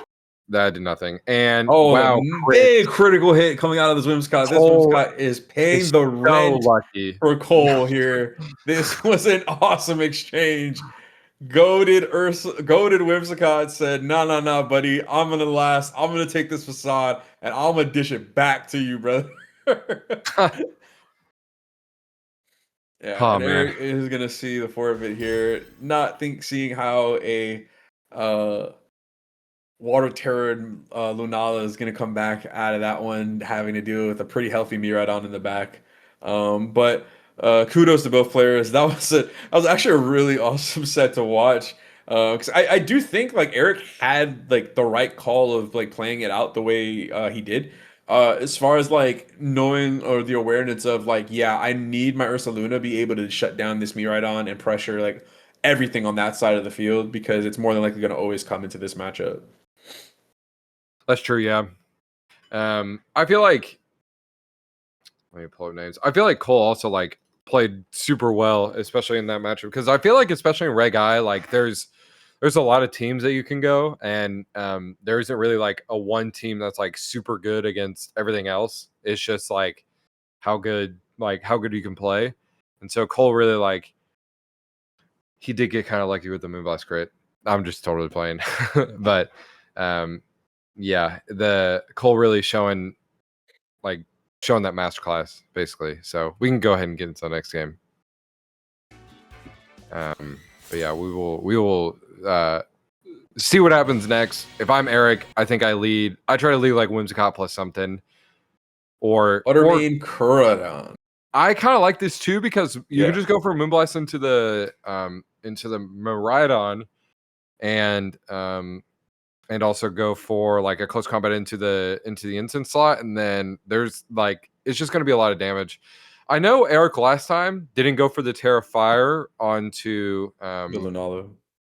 onto the from the Lunala, and then it just took a Moonblast basically for free. So it's like um like hopefully they adjust so that they don't just get rid of their Koraidon immediately. But yeah, I mean, we'll see what happens next. So Yeah, I like this lead from Eric because now he's basically saying like, "Hey, I'm gonna try to force your Miraidon to be in an awkward position to either like hard swap or like force a Terra." Because the Incineroar could go for the fake out into the Koraidon all at once, but I do think that like this board is very healthy since like Cole technically doesn't have that dazzling gleam pressure that would probably normally be here that would force the Koraidon to Terra in this position. So it is kind of nice to be able to just like always be like say, all right, cool. Like I don't have to feel like I have to Terra in this position and still threaten a lot of damage with my Flutter Mane. As we see the Moonblast come out, does almost half to the Miraidon, and an Electro Drift coming out into the Flutter Mane on Cole's side into Eric's Flutter. I'm sorry, Flutter Mane on Eric's side from Cole's Miraidon. right, this is a sash too. So the sash like now it's under 1 HP, and then the U-turn coming out. So Fluttermane is just going to go down. Yeah. So and like now we're in a spot where like it's still Koraidon versus the world basically. Lunala is probably going to come in now. I would assume Well, I think maybe Whipscott's not. in a pretty nice spot here because now you can pressure Encore into the Koraidon, kind of pin it. But also, the Ursa Luna is looking actually quite interesting here if it comes in because now you're basically saying, hey, you may have me Encore pinned, but now I have the Miraidon pinned. And if you give me your restricted, I'm willing to trade there. But it looks like That's Cole true. is going to go out into the Lunala. That's true. We'll see. Man, these animations are taking forever. I forget how blessed we are with champions. I love champions so much. Guys, do you guys think Gerald likes champions? Yeah. Oh man, Eric, choosing his Pokemon a little bit, going down on that clock. Do do do do do. You know, eventually we'll see it. There we go, Ursaluna. Uh, yeah. I mean, now it's like, do you trade bikes, or do you, uh, like, yeah. I mean, honestly, I think trading bikes would be pretty good, but I think the Miraidon is thinking, or Cole is thinking, like, okay, so if I go for a Volt switch onto Koraidon, then it might go for a Terra Fire, but then like you still have like Protect out on the field. I'm pretty sure. Did they protect last turn or no? Well, he protected last turn, but he's also locked into E-Drift. So I Cole see. I see. I Cole see. is definitely like got a little bit of a pin technically with the Lunala and the Miraidon, but again, like this is what I was saying where it's like pretty awkward for like Cole to be like able to say like, "Hey, I don't want to lose my restricted here," especially since I just got a very good knockout into the Flutter Mane kind of for free. But this is what I was saying where like if he went on Whimsicott, this is like super awkward for Eric because like Yeah. yeah, sure, like you can pick up a threat and a knockout with your Ursaluna, but I can now pressure the Encore pin and like force you to switch or force you to stay in. And if you stay in, you get Encore slotted. And if you switch, I get to potentially click the E-Drift button into your Lunala, which is not gonna like that. As Yep. we see, Terra Fire Flare to do almost half to this Incineroar at That's -2. crazy. Man, the What is this power of damage, Koraidon. bro? Like, this is ridiculous. No And wonder a why this nice Pokemon won Worlds. Moongeist Beam coming out into the Koraidon with a Ugh, critical hit to boot to no. say, I am here. Lunala going for it. That was a crazy crit. Headlong Rush coming out into Lunala, not gonna do anything. Yeah. Oh my goodness. We did not see a potential EQ angle, like saying like I want to sack my Koraidon, or like, hey, I want to like knock out this potential like or do enough damage and or knock out the Miraidon or catch the incident. Oh Yeah, my that's goodness. that's crazy. Oh man, this is such a bad position for And Eric. now this is going to be like about whose Lunala will go first, pretty much. Yeah. As we Okay, the opposing see goes. Eric's Lunala go. Yep, that's gonna Oof. go for the Oko. And then now But I does it well, but does it even matter in this position? I mean, like now you can safely lock into Draco here after you just get a massive damage output into this Lunala with the knockoff coming out from the Incineroar and a headlong rush coming out from the Ursaluna. yeah. Now this is now getting down its defenses down to -1 on each its defense and special defense. So like if I'm like Cole here, I think it's pretty safe to potentially just say I'm ripping Draco, because you don't want to get locked into the electric move, even though it is the most consistent move as far as like Mhm. knocking out the Lunala. But then the Ursaluna says, okay, well I could ignore you now and just like focus down on this Whimsicott. Do you But lock into Draco or D-Gleam? I think you have to lock into Draco because he doesn't have D-Gleam, but also Oh, it's the only way for him to be able to cover for touching the Ursaluna. I do like what Cole's considering here. He's thinking about encoring the Ursaluna, I thought, in that position, and I thought that would have been really, really nice because then, like, it's like saying you can never hit Facade, but Cole's just gonna rip it and get the Draco meter into this Ursaluna and nice. get for the nice, clean one-hit knockout. Nice. Yeah, I didn't realize that. I didn't realize it was Snarl instead of D-Gleam. Yeah, Moonblast is gonna come out. We'll What see. a Oh, the special special attack attack drop to drop. boot. Yup. Here we go, Moonblast. This is not gonna KO unless if it's crit. Yeah. So Yeah. goes to the Moonblast slot. Now it's over. Yup. Congratulations to Cole. Yeah. I mean, Really like, playing well that set. And a clean 2-0 really. yeah. Um, yeah, that was so nuts. So I'm yeah, and also congrats to the caster, which he's also a caster. So yeah, super congrats to him. Now Ohio is 3-1. they're 3-1. Yes, they are Okay. 3-1. So not only are they 3-1, they need one more to win. So after this performance, who do you think has it? Do you think Ohio or do you think Pennsylvania? Oh man. I mean there are a lot of tough opponents or players to incoming first off. Let me say that because everybody's been playing like super well. Cuz like I know we have potentially another Han coming out in the next half. But what I can say is that I do think that Penn is definitely not going to go out without a fight. So we're definitely going to see them try to contend and show why they're in this finals, right? Yeah. Um, sorry, I'm Oh trying man. to see. Well, now that this segment is over, we can actually go ahead and transition to the next segment as our other casters get prepared. Um, I I'm super grateful that everyone was able to come out for this and for this segment. But now we still have the second half of our stream matches. Is there anything else you want to say before we go ahead and switch it over? Yeah, I just want to say huge. I'm gonna say it now because I know you just say it at the end, but huge thank you to the casters. I will be signing off after this, and I want to thank you guys and the team, the production team, the commissioners, all that. You guys were awesome. This was a lot of fun to be a part of, and really cool to see all the players and all the players that got involved, and the coaches and leads, everybody that was a part of this was really sick. It's always fun to see USPL grow every year and be a part of it like this. I think this was a massive like jump up from where we were when it was just like me, Gerald, and Talon, just like Yeah. sitting on a call and watching Showdown replays. Um, but yeah, I really appreciate all the work that's been put into this and everybody that's been involved. Well done to everybody. Yeah. And yeah, seriously, well done, everyone. A lot of this like couldn't happen if there wasn't a team of people. So huge shout out to our like production and casters and everything like that. So yeah.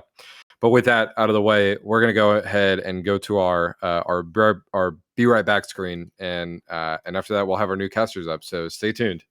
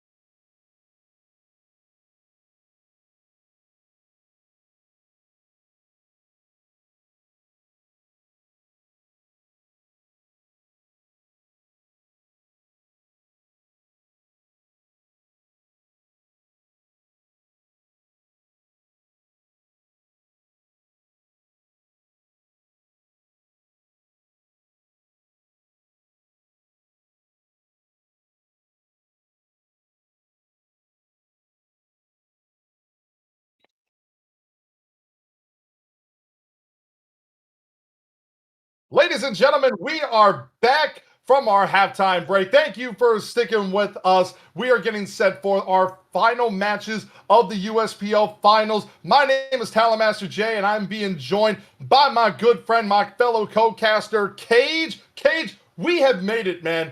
We're in the finals. This was a wonderful season. This was a long but great season. We have finally made it, Talon. We had, I believe, 33 teams start the season. We are down to just 2 right now. We are in the middle of what is a great set between Ohio and Pennsylvania. Talon, have you watched the first half? It's some very interesting games, and right now, if you are just joining us, it is 3-2 Ohio. Have you watched the first start of these matches? Because it's been fun to get back into some Reg I, Reg F shenanigans. I have been keeping an eye on these games that have been happening so far between these two states. And again, it's crazy to think that at the start of the season, we were giving Pennsylvania their flowers, but we really weren't giving Ohio much credit.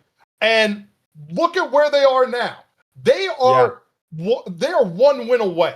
They just need to win one more match, and they will be the champions of the 5th season of the USPL. Something that is an amazing achievement to acquire. And it showcases that even though we say the best players are in Florida, or the best players are in New York, or the best players are in Texas, or the best players are in California, it's that little state right south of Michigan, bordering Lake Erie.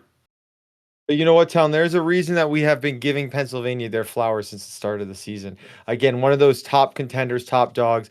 Just because they are down a set does not mean they are out. They still have 3 more matches to work with. I mean, look at some pro sports, right? We've seen some teams come down from 3-1 deficits in these basketball, hockey playoffs for some of our other sports fans out there. So I am not counting Pennsylvania out yet. But honestly, it's also been very interesting jumping from Scarlet and Violet after we, and I'm sure Talon you've seen as well, so much champions. I mean, we have had some major grassroots tournaments in that as well that some of our players on both of these teams have been competing in. You know, most recently the huge Scraws tournament, which Talon, I believe you might have, had some involvement in with, which was an awesome event. So it's been really fun to dive back and forth between 2 separate series and rule sets of Pokemon. Have you enjoyed your kind of champions toe dip so far, Talon? Oh, I'm sorry. You said something about I was a part of that tour, so I was just checking my notes here real quick, and yeah, it was. I was a part of the Grand Champion Festival. I was fortunate enough to have been contacted by Jacob, by Scrawl, of which we have mentioned in the past that he may have to change his last name now because not only do people think it's his last name, but Google AI and Twitter AI think that his last name is Scrawl. But he contacted me because he's played in a bunch of my online tours before, and he needed somebody who really knew the Limitless backend to help out with Jake and with Patrick, 2 amazing judges on the actual VGC circuit. And Patrick was actually the assistant head judge at the Orlando Regional Championships last month, of which yours truly placed top 128 at Orlando, losing to Justin Morris in round 8, which, again, Justin and I, we have spoken on multiple occasions. He is such an awesome dude. And the fact that we finally got to play was incredible. But we spoke there, Patrick and I, about what to look at with Limitless. I helped Jacob on the back end get the Grand Champions Festival image set up in Limitless. I helped him set up the rounds so that way we had the brackets set up and had the rounds going on. I helped him get the judges set up. We worked on getting the check-in time to a fairly reasonable time frame for the tournament. But above all else, it was incredible to see the turnout. Originally, I believe we were talking about it. We thought, okay, it's the first Champions tournament. We're thinking, given that Jacob has a very good following, might get 2,000, 3,000, something like that. Get a good number. And we hit that number in 24 hours. And we're like, oh, we got to upgrade. We got to up it. So we upped it. And then that number got hit. And then we had to up it again. And we set that cap of 6,500. And we're like, okay, do we want to increase it again? And we hit it. And then we increased it. And we got the 10,000. And now, with how successful that was, I think we need a 20,000 cap. I'm saying that very facetiously, Jacob. I'm saying that very facetiously. We still have prepping to do. I mean this with the bottom of my soul. 10,000, we had a good cap. We hit that cap. Let's start with 10 and work our way after that.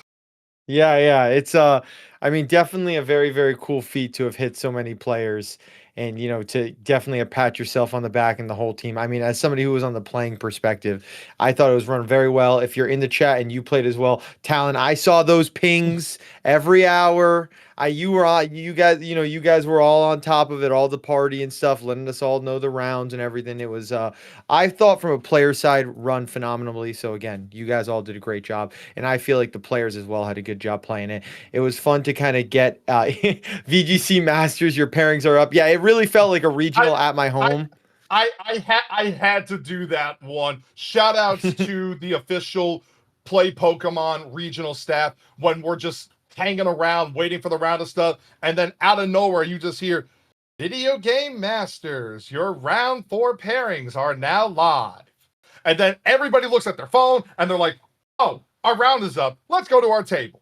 So I felt so perfect with how big this tournament was. We hit we are the largest grassroots tour now on Limitless for a VGC tournament. And we're going to break that. I have confidence that we're going to break it when the Encore starts up. We're still in the prepping stages of the Encore, and that's as far as I'm going with it. Nice. Little tease, little hint. But that'll be for down the line. I think now we've kind of teased our viewers enough, Talon. Want to jump back into some USPL games, maybe see exactly where that finishes off. Because honestly, Talon, I'm sure some of these players are going to watch will be seeing in the Encore. I'm sure, some of them played in the original, I wouldn't be surprised if we do see these trainers. And if I'm not mistaken, one of our trainers that we are about to be featuring right now, he was in the Grand Champions Festival in Darts VG. Kevin Hahn, one of the legends of the competitive scene at official tournaments, and he's going up against Colossal Koala, and this is incredible right now, man. Let's take a look at these two teams. First up, let's start with Darts' team. You see he's got the Incineroar and the Rillaboom. The fake out bros are here for Kevin, and he's running it out with the Landorus Incarnate, Smeargle, Calyrex Ice Rider, and the Koraidon. Yeah, very interesting team. And this is actually Chris, not Kevin. I mean, both brothers, phenomenal VGC players, and also we saw both their sets. But yeah, so it's a very cool, Koraidon and Calyrex Ice Rider. We've seen this team, especially with the Leech Seed and the Leftovers talent, right? You're going to get a lot of, recovery from that. But the thing, talent, I'm looking at this is the Ruination Smeargle here. Definitely a very interesting choice. Typically, you don't really see that move, or I feel like I haven't seen that move pop up a lot on the Smeargle there. I'm really wondering exactly, maybe that's to help pick up certain KOs on like Glacial Lances or something like that. But, when you take apart the cool Smeargle, you've got your fake out parting shot, U-turn brothers, a Rillaboom and Incineroar, and the Landorus, Incarnates, again, pretty standard set, but Talon, what do you feel like, again, going back to the Smeargle, do you feel like that's something that's more niche into this, or have you seen this Ruination set before? When it comes to Smeargle and Regulation I will be completely honest. If I'm not mistaken, I actually think I played that exact Smeargle set in my first round at Orlando, but if I remember correct, oh wait, no, I didn't play that one. Now I'm remembering it. It had Wide Guard instead of Ruination, but still equally as devastating. Yep, yeah. I mean, really, jack of all trades. And in Wide Guard's another very unique set that you can see Smeargle with. So always like to see our little Picasso there on the field. I feel like it can add such variety. But now going over to Colossal's side on the other side, we do see the Ice Rider mirror, a different set now with the Trick Room and the Never Melt Ice. I really like that Never Melt Ice Calyrex Ice Rider sets because even at -1, the Glacial Land still does a decent bit of damage. And its restricted partner for this team is going to be your Mystic Water Kyogre. Colossal really saying, I want my restricteds to boost their stab even more. This is my bread and butter. With your core of Amoonguss, Farigiraf, Rillaboom, and Urshifu Talon. Talk to me about this team. What do you like? What are you nervous about? So when looking at Colossal Koala's team here, the Kyogre looks really good against Pokemon like that Landorus Incarnate, the Incineroar, and the Koraidon, especially if the Koraidon terastallizes into a fire type. Because Kyogre is naturally slower than Koraidon, Kyogre's weather would reset over Koraidon's sun, and then Koraidon's in a little bit of an interesting position. Also to note, on Colossal's team, this Kyogre is 3 water attacks. There's no Thunder, there's no Ice Beam. It is just water, water, water, protect. And you round it out with a Pokemon like an Urshifu Rapid Strike who enjoys the Incineroar and enjoys the Landorus if they don't terastallize with the water and the Choice Scarf Surging Strikes. The flip side to this is that it looks like Trick Room is very good for Colossal in this matchup. When you look at that Farigiraf and the Calyrex Ice Rider both having access to Trick Room, but the Farigiraf having access to the Safety Goggles held item. This Smeargle cannot feasibly click a Spore into the Farigiraf. Thus, Farigiraf can get a Trick Room up for free while Calyrex protects itself. Yeah, I honestly think the Safety Goggles is a really nice tech piece for Colossals there. Like you said, you're basically forcing Darts to have to go full aggro on the Farigiraf if you want to go and try to stop Trick Room. A lot of these Farigirafs, you usually are living the fighting type move. And Koraidon notably is not close combat or collision course. It's low kick, right? So I don't know my low kick calcs that well in my head right now. I would have to imagine, though, that is going to end up being less damage if it was a close combat. And then while you were talking about the Team Talon, really something that stuck up to my eye, and I feel like I overlooked it, is the Focus Sash Rillaboom here with Fake Out, Taunt, Glide, and then Drum Beating. Very, very unique Rillaboom set here. I'm wondering if the Sash Taunt is maybe for opposing Calyrex Ice Riders, or even, or opposing maybe like a Koraidon, maybe to like guarantee live a hit. Definitely not an item I feel like you saw Rillabooms have a lot in Regulation I. You're absolutely right. It's not very often you see a Rillaboom with the Focus Sash item, but with Taunt on this Rillaboom, it can actually affect the Smeargle perfectly because Smeargle's only damaging move is that Ruination. Yes, Spiky's Shield can cause damage, but you have to take a contact move in that situation. Yeah. Ruination, it's just base 50% of your max HP at the time of the damage. Yeah, that's a great point, honestly. It is a very good counter to that, too. I really like it. I'm interested to see if the Rillaboom comes here. It really, to me, feels like something that does feel a little bit of, like, counter-picky. Like, it's just such a unique set. I really wonder if Colossal did build it more because they kind of knew what Darts might have been expecting. Again, these are 2 pretty prominent players in the scene, and we have had some official Reg I tournaments going around, so there very much could have been some noticing. But we are getting ready. We are kicking off Game 1, Talon. Let's see what we have. This is the USPL finals here. Ohio, Pennsylvania. We have double Calyrex and a Koraidon versus that Rillaboom. What do you like, Talon, right now about this board? At first glance, I'm looking at this board and the Calyrex Ice Rider on both sides. They could be doing some big damage here with the Calyrex Ice Rider on Colossal's side. That Glacial Lance with the Never Melt Ice looks really good into this Rillaboom right now, provided it doesn't get hit with a Fake Out. But also, the Kyogre and the Calyrex on Colossal's side, they are at threat of a Fake Out here. And with the Calyrex Ice Rider on Darts' side, it could go for the Glacial Lance, but it would not be very effective.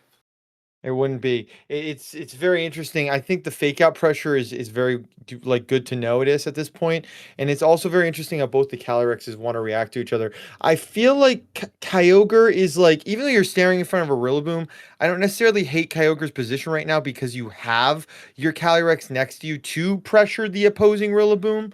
And I also think this is going to be really good to note here. We want to pay attention to these Calyrex speed tiers too, right? If we see that Colossals is slower more, with it being the Never Melt Ice set and not the Leech Seed kind of stall set, that could be something where they are going to want to angle more to Trick Room. But we're going to see the Rillaboom Terra into water. We do not have Megas, folks. We are terrestrializing. This Rillaboom's a water type. And just a raw Woodhammer talent into the Kyogre. There was no protect, no nothing. I don't know if maybe they thought Kyogre would take this or what, but that is a huge KO on turn one. A huge one-hit knockout there with the Woodhammer into the Kyogre. Rillaboom did take recoil damage from the Woodhammer there, and a critical hit from the Calyrex Ice Rider on Colossal's side, doing good damage into the Rillaboom and the Calyrex Ice Rider.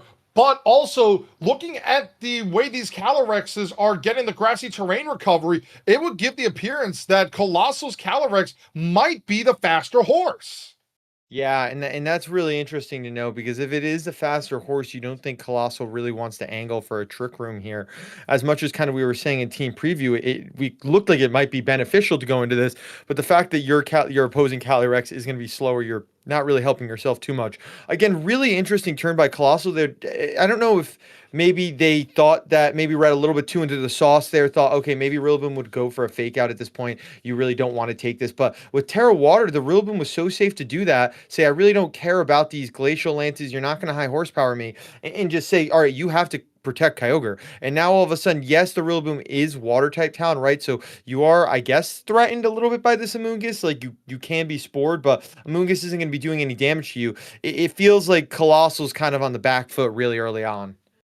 It does look like that with Colossal here, but at the same time, you do have the threat of this Amoonguss to put the Calyrex Ice Rider to sleep with a Spore. There is no safety goggles on the Calyrex Ice Rider, but there are safety goggles on this Incineroar as the attack drop from the Intimidate, lowering the attack power of the Calyrex and the Amoonguss here. And we're also going to see a Terrestrialization come out on Colossal side into the Amoonguss, and Amoonguss, with the grass and poison, normally it's taking advantage of Scovillain right now, another Rage Powder Pokemon with the fire type, but a super effective high horsepower comes out. Calyrex goes for Leech Seed. It will miss the Amoonguss, but the Calyrex and the Amoonguss gets to go for a Spore. Wow. So honestly, a lot of good plays here. Like, I like the Leech Seed into the Calyrex if it hit. Missing that Leech Seed really does set you back. And on the other side with Colossal, I really like the high horsepower they were saying. Honestly, I don't need to get chip on the opposing Calyrex right now. I'm going to put it to sleep. And it feels like this is an obvious position for Rillaboom to switch out, maybe get an attack drop, try to not take up another Glacial Lance, bring in the Instance, so get a safe high horsepower, some chip. But yeah, now missing this Leech Seed, like if you got the Leech Seed and you were asleep, I think you're still okay, because you're essentially still doing some damage, probably more than Glacial Lance would have done at that point. So you're slowly chipping away at the Calyrex Ice Rider, but now not even get that trade, and you're asleep right now. You're just basically a sitting duck on this turn, and you kind of are forced to have your instant either position, or maybe attack, because you're not going to fake out. That doesn't do anything. This seems like I'm interested to see how darts, adjust right now. We're going to see Calyrex protect on Colossal side, trying to avoid a potential Leech Seed here, but the Calyrex on Darts' side will have to take his one guaranteed turn of sleep, and Amoonguss going for the Spore into the Calyrex slot, maybe predicting a switch from the Calyrex here, and there's going to be nothing happening on this turn. But more importantly, because this Rillaboom has Terrestrialized into a water type, it is now susceptible to Spore.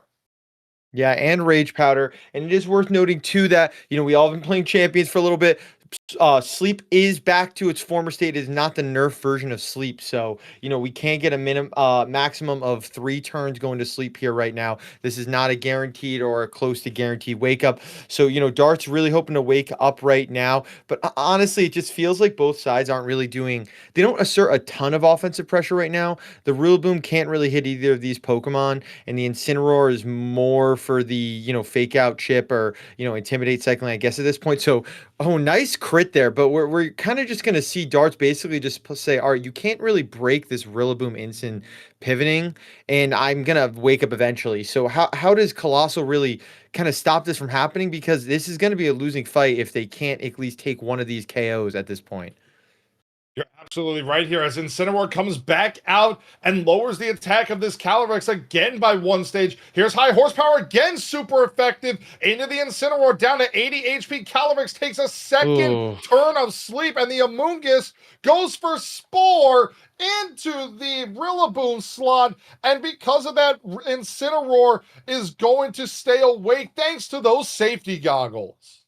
Yeah, I'm not a huge fan of the Spore play there. I feel like you could have honestly Pollen Puffed your own Calyrex at this point, just saying, all right, I just want to get him back up to full health, make it a little bit easier to potentially switch out. Or honestly, even Pollen Puff the instant slot. Like, he wants to keep switching out. And kind of like I said, Talon, you really, if you're Colossal, you need to break one of these 2 Pokemon. You need to get rid of them so you can deal with the rest, because their cycling right now just feels untouchable. And then we bring out the Koraidon in the end to basically say, all right, I've cycled a few times. Let's bring out the big guns and let's try to kind of push the offense a little.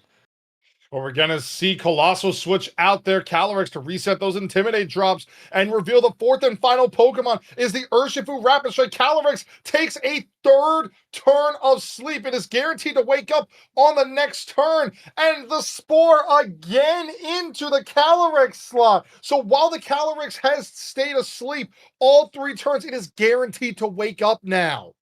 Yes, it is going to be guaranteed to wake up now, and it is at least in a slightly better, sun is up, the Urshifu is on the field, so you're, a little less threatened by this right now. You probably don't want to take a close combat still, but then you're kind of weakening the Urshifu for the Koraidon. But now, this where we may see, Amoonguss hit Rage Powder. Honestly, the Terrifier Amoonguss is really nice right now into this Koraidon because, the fire moves are still going to hurt a little bit, but you're kind of forcing him to click the fighting moves at this point, and the only fighting move is low kick, which, is okay into Amoonguss, but again, I wouldn't expect it to be that crazy. We are going to see the close combat into Urshifu, and that did not do as much as I would have thought, Talon. Yeah, especially with the Choice Scarf item here. The low kick, though, it's going to do big damage. Actually going to get the 1-hit knockout because of that low kick. With the Urshifu getting the -1 to its defense, Calyrex will wake up here, and Glacial Lance will come out. Amoonguss will resist it, though, because of the fire type, and the Spore coming out into the Koraidon. Koraidon will now be going to sleep.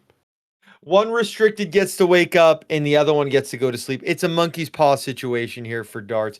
We're just trying to figure out how to break out of it. I do like sleeping the Koraidon at this point, though. I think that's definitely way more of an offensive threat than the Calyrex is. With this Calyrex being more of the Leech Seed set, I think the Koraidon was definitely the one threatening a lot of really big damage into Colossal's team. And, maybe if Colossal can get another 3-turn sleep, that'll be super helpful. But now you have your Calyrex back on the field. It doesn't have the attack drops. I feel like this is a good spot, Talon, for Calyrex to kind of start clicking Glacial Lances and potentially snowballing this.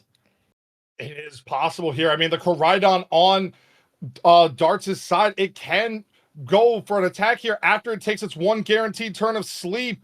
And we saw that the Calyrex on Colossal side is faster. This will... Oh, no! The Koraidon survives it on 3 HP! With a critical hit on the Calyrex. A Leech Seed, though, going into the Amoonguss. Not going into the Calyrex. A big turn there. And Amoonguss goes for the Spore again into the Calyrex. But the Calyrex now is going to get the Leftovers recovery and Leech Seed. Yeah, that crit onto the Calyrex was huge because if Calyrex on Dart's side didn't take a crit there, kind of like what we were talking about at the beginning of this match, challenge, that trade of sleep for leech seed is really nice. Look at the recovery that he's already getting back. Like I said, if that wasn't a crit, this Calyrex would be in a really nice position. However, it was, and we are sitting about half HP, and you're going to be guaranteed to sleep this turn. But what's not great is the Koraidon could wake up this turn. You're kind of forcing your Amoonguss at this point to click Rage Powder, but honestly, the fact we've gone this late into the game and it's been able to just click Spore this whole time, it hasn't even had to really redirect hits for its other partner Pokemon, is really nice. So I think the safer play is to see potentially a Rage Powder plus another Glacial Lance. This Koraidon is hanging on by a thread, and honestly, you might be forced to switch out, but we know it's in the back. It's a half HP Rillaboom and a support Ensign. You're not really going to do a ton, but I guess you can just start slowly lowering the opposing Calyrex's stat drops. Talon, what do you think? Well, we're going to see Koraidon stay asleep again. That's actually big for Colossal here, as another Glacial Lance will come out. Calyrex has to stay asleep on this turn because the Amoonguss went last and got the Spore off. Yes, the Calyrex will get their Leftovers recovery and the Leech Seed recovery. More importantly, there's an attack raise. Calyrex stays asleep. Where did this Amoonguss target? It is going to be a Pollen Puff, but it's going into Colossal's Calyrex instead of Darts's Calyrex there. I actually wonder right in that moment, Cage, if the Calyrex would have been knocked out from a Pollen Puff from that range, being super effective. Oh, that's a great point. Honestly, there's a chance it might have been. Also, I mean, that was a very risky play too, right? Like the Koraidon could have just woken up and I imagine low kick or a fire move actually would have definitely dealt with this Calyrex. And if Colossal lost their Calyrex that turn, I don't know how they win the game with just an Amoonguss. I don't think it's possible. So, I mean, it ended up working out tenfold for Colossal there. A great play, but really, really nice to not wake up because that Koraidon was definitely asserting pressure even at 3 HP. Now you've got Ensign in a dream right now. Your Calyrex, if you are Darts, could wake up this turn. Maybe this is the turn you fake out. But again, then if you fake out, I'm sure the Amoonguss is just going to click Spore. You really have to find a way to try to deal with this Calyrex Ice Rider on Colossal side because I think it's looking like it's in a pretty good position right now. Yeah, we're going to see what happens here as the Calyrex is asleep, but we are going to see Fake Out come out from the Incineroar. A critical hit. Calyrex is going to flinch and not move. Calyrex stays asleep, though, on Darts' side. And here comes the Pollen Puff, and it's going to do a good amount of chip damage there, but not enough to get the knockout. Honestly, I think you were right. Maybe the last Pollen Puff would have, but what's a little scary now is the Leech Seed damage is slowly kind of ticking, and you can't switch out. These are your last two Pokemon. So Amoonguss is kind of on a timer here. I think Calyrex is still looking okay, but looking at Darts' side, I don't really know now because you have knockoff. So honestly, if I'm the Instant, I don't even hate just clicking knockoff into the Calyrex Ice Rider here. You're going to live one hit and then basically just spamming Leech Seed because I think once you get rid of that Never Melt Ice, you can just kind of keep cycling. Darts has actually found themselves in a really good position. I think getting that Leech Seed off on the Amoonguss and also the low kick killing the Urshifu at -1 was huge for them too. It definitely was. Here's the high horsepower, though, into the Calyrex, bringing it down to 51 HP. The Pollen Puff from the Amoonguss. Calyrex survives it on 9 HP. Oh, that's a tough live there. Now, it's hard because, the Amoonguss isn't going to go first, so you could theoretically right now, I guess if you want, if you're Darts, like maybe you protect here as the Calyrex, but I think Amoonguss Pollen Puff isn't going to kill from this range based off how much it's done. So I think if you're Darts, you could probably just fake out the Calyrex here and just try to get a Leech Seed off on the other Calyrex, because then you're getting double Leech Seed recovery plus leftovers, and that just feels like impossible to break. Because I don't think a Pollen Puff is going to get it done, but I think obviously if you're Colossal, you probably want to still click these moves. You need to clear this Calyrex on Dart's side if you want to win this game. Yeah, you definitely want to make sure that Calyrex is off the field on your opponent's side. That goes for both our trainers right now. Calyrex is looking incredibly powerful from both our trainers, but more importantly, with the Calyrex on Darts' side, having that lead seed out on the Amoonguss, Calyrex wakes up though, and it will go for Protect, making sure that it can get some extra passive recovery. And Rillaboom, actually, we're going to see Amoonguss protect itself as well. So where did the Rillaboom target? It's going to be a Wood Hammer into the Amoonguss, and Amoonguss will take no damage here. Meanwhile, Calyrex going for high horsepower. There is no damage on this turn. Except for the leech seed recovery that Darts is about to get here. That's a very interesting turn. I honestly have to double check and see if Colossal had fake out on their or Darts had fake out on the Rillaboom. I'm just surprised you don't fake out the Rillaboom there, but then I guess or the Calyrex there. But I guess maybe you're worried about Wake Up and then Amoonguss Spore again. That could be a little tricky, but nonetheless, it seems like Colossal's Amoonguss has maybe 2 turns max left for it on this field. If you're, Rillaboom, you can pretty safely click something into it, and then at that point, Calyrex isn't going to beat the Incen and other Calyrex. I think Darts has navigated this game, really well. I think the early game was really strong. Again, picking up that one-hit knockout on the Kyogre turn 1 was really good. And I think if you're Colossal, you're already probably starting to kind of think about game 2, Talon, and I think you really want to try to position yourself to keep Kyogre in a little bit of better situation, because I feel like based on kind of what Darts brought here, the Kyogre looks really strong if you can just deal with his Rillaboom. Yeah, you're absolutely right here. And Amoonguss is going to try to go for a double protect and stay alive. It's going to fail the double protect. Here's the Wood Hammer with the grassy terrain boost. Amoonguss will be knocked out. Amoonguss is down. It is just this Calyrex Ice Rider on the field for Colossal Koala left against these 2 Pokemon that resist the Glacial Lance. Well, it's actually going to be high horsepower, bringing it down to 58 HP. Calyrex gets the leech seed off into the other Calyrex. Yeah, I mean, I guess if you're Colossal, that's just your win con is you got to deal with the leech seeder, and then kind of hope that your Calyrex can get enough, damage off, because the Incin and Rillaboom were slightly chipped, but I think we're in a waiting game here, Talon, because Darts can kind of pretty safely protect, switch an Incin, fake out, attack, protect. We've seen these cycles countless times before.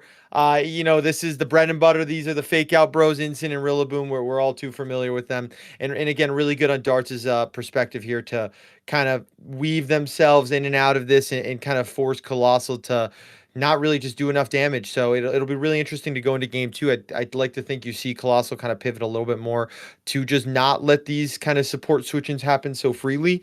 And we're just kind of just seeing just the threat that Calyrex doesn't need to just spam Glacial Lance's Talon.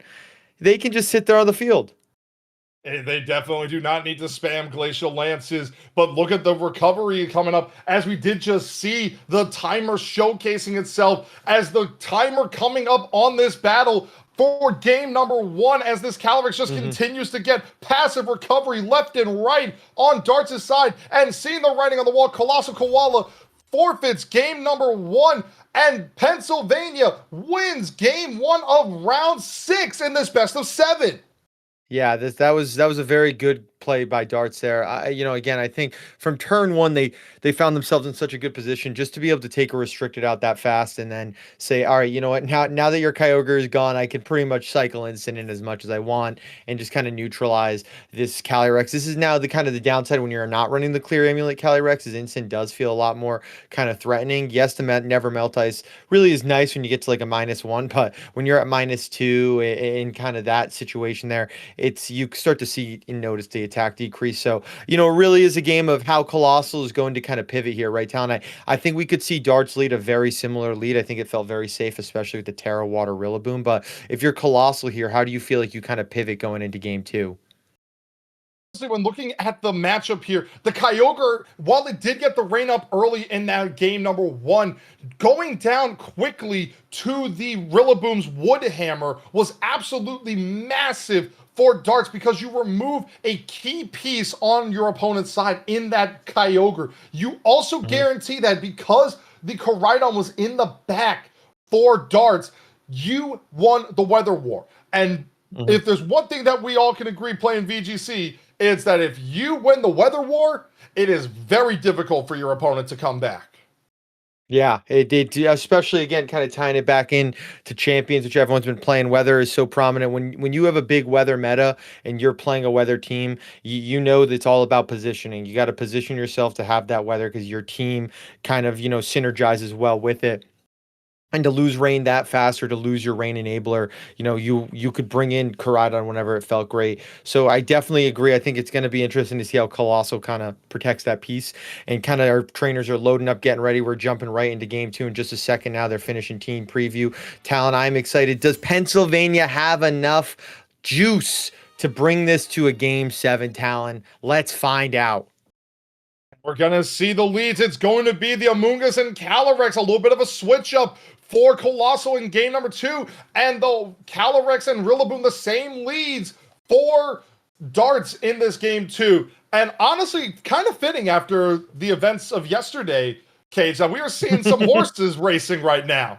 Yes, it is not the Kentucky Derby, but there are horses on display, my friend. You are correct. And this is honestly a nice adaptation for Colossal here. I think we saw how good the Amoonguss was game 1. I really felt like the Amoonguss is quite frankly kind of what kept Colossal kind of pieced together after that turn 1. So to kind of say, you know what, why bring it in after I lose my restricted? Let's bring it in on lead. I think there's a good chance we see both our grass type friends, our Rillaboom and our Amoonguss, potentially both Terra Hair, as they are threatened by the Glacial Lances on the other side. But I think with Darts, I think we saw the name of the game. I don't know necessarily if they're eager to click Glacial Lance as much as they want to click some Leech Seed here, Talon turn 1. So if you're the Rillaboom, we haven't seen a click fake out yet this set. Is this maybe finally the time that you say, hey, maybe I don't need to burn a turn 1 Terra. Let me fake out the opposing Calyrex, try to get my Leech Seed shenanigans going. You're absolutely right here, Cage. You want to get the Leech Seed off into that Calyrex and maybe force it out on the next turn. But we're actually going to see Amoonguss switch out here for Colossal. And in comes the Farigiraf, a switch up on Colossal's side with the Farigiraf, but the super effective U-turn comes out from Darts' Rillaboom, doing super effective damage into the Calyrex, but more importantly, switching it out, and in comes the Incineroar again.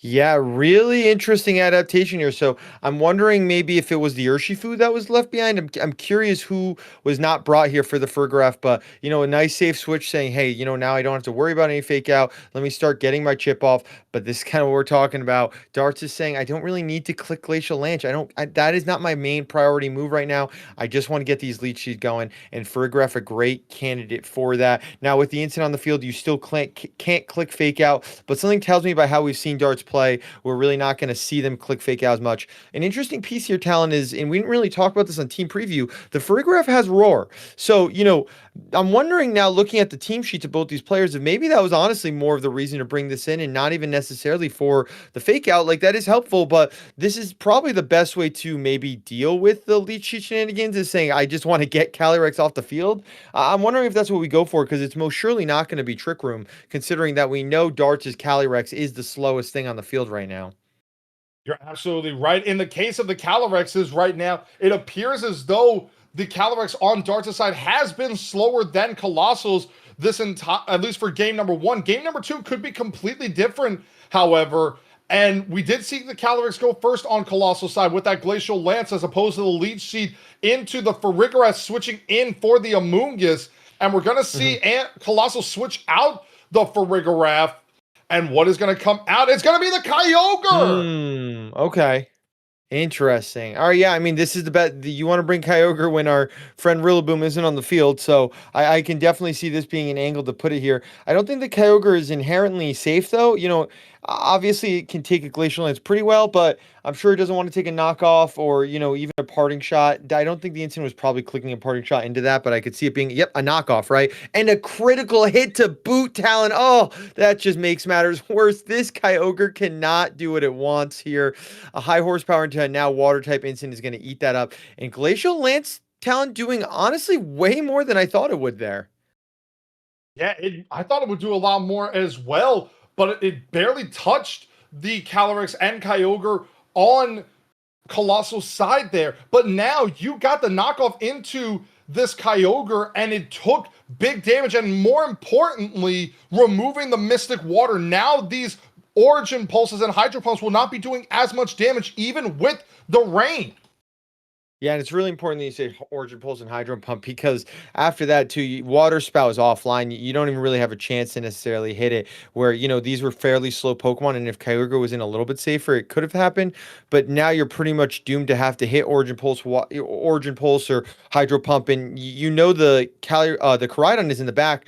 It's honestly really interesting positioning here for Colossal because, yeah, that just didn't feel super safe, right? Like, Instant could have always clicked knockoff into Farigiraf. You don't need to be faking out Koraidon. I mean, this whole set, we haven't really seen them fake out Koraidon. And just like that, a shiny Koraidon is on the field, and we are now enabling the sun and disabling the water. Look at how little that does, Talon. With the rain, with the resistance, it does nothing to the Incineroar, but a Flare Blitz in return knocks out the Calyrex Ice Rider on Colossal's side.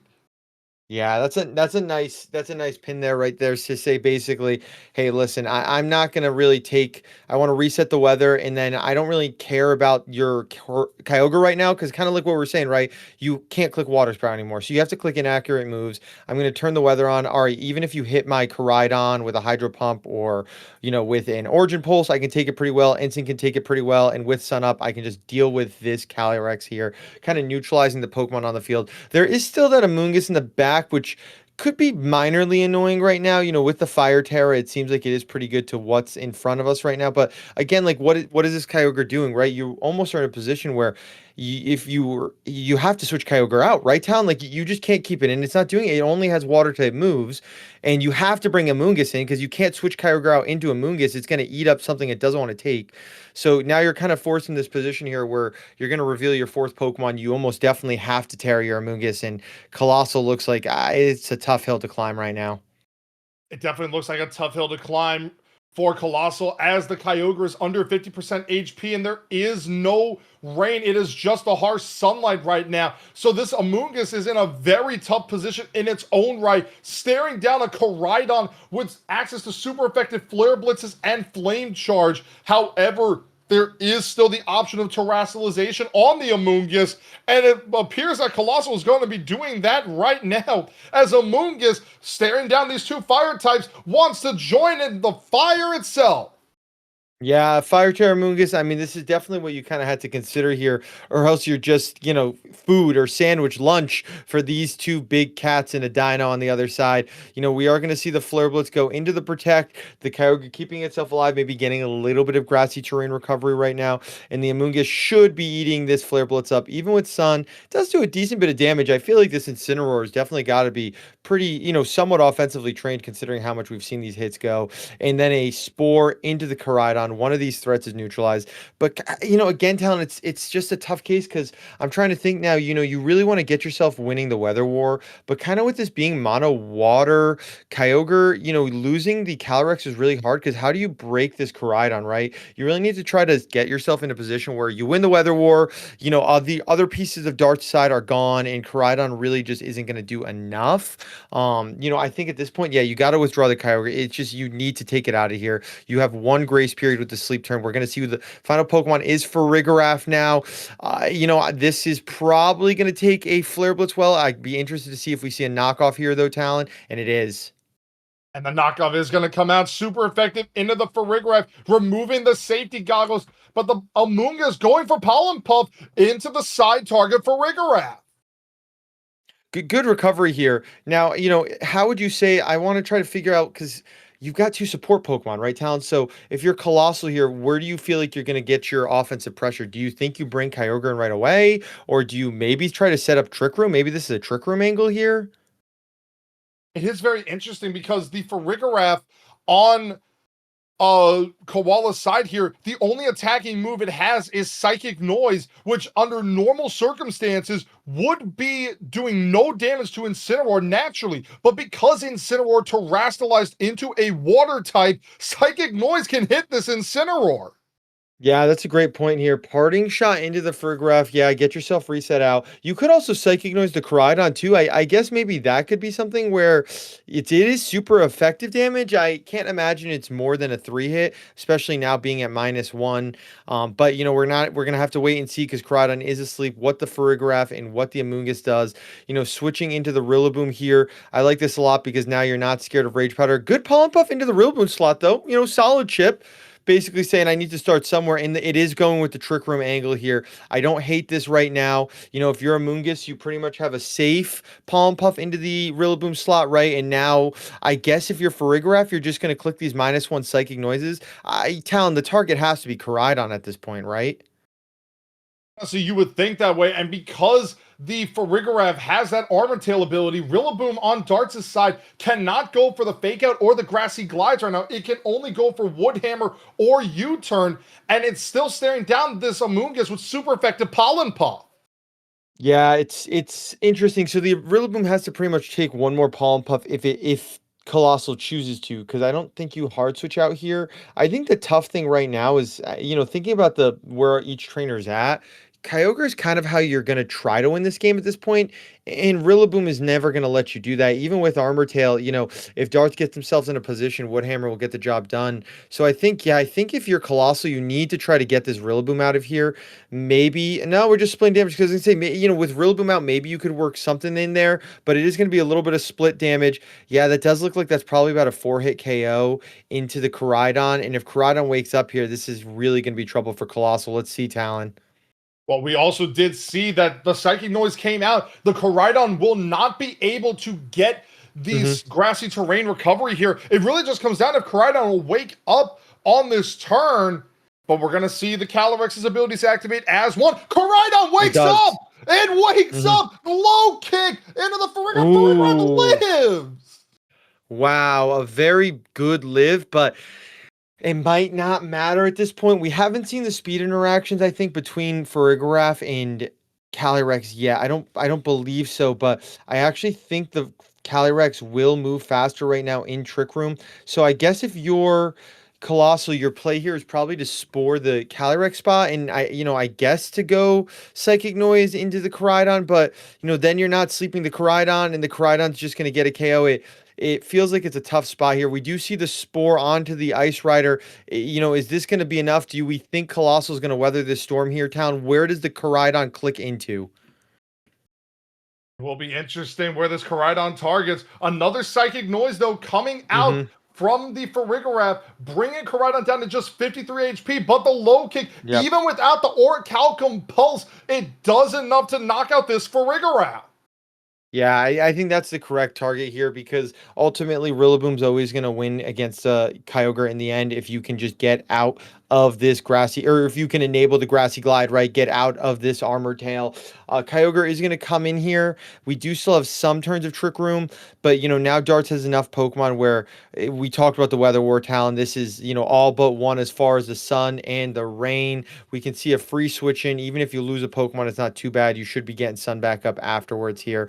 And the Amoonguss is trying to just do its best. Really, really tough team to break here, right? This Calyrex Ice Rider is such a medicine. I mean, we've seen it get great results in offline play, during the first set of Regi and even some Regi that we've seen. It's just so bulky, and Leechy does so much damage over time, and you are so hard to break with lefties, with grassy terrain, everything like that. It's a really, really solid and well-built team. Colossals is as well. I just think it was a little bit harder to break these core really, really good defensive Terras on Darts' side.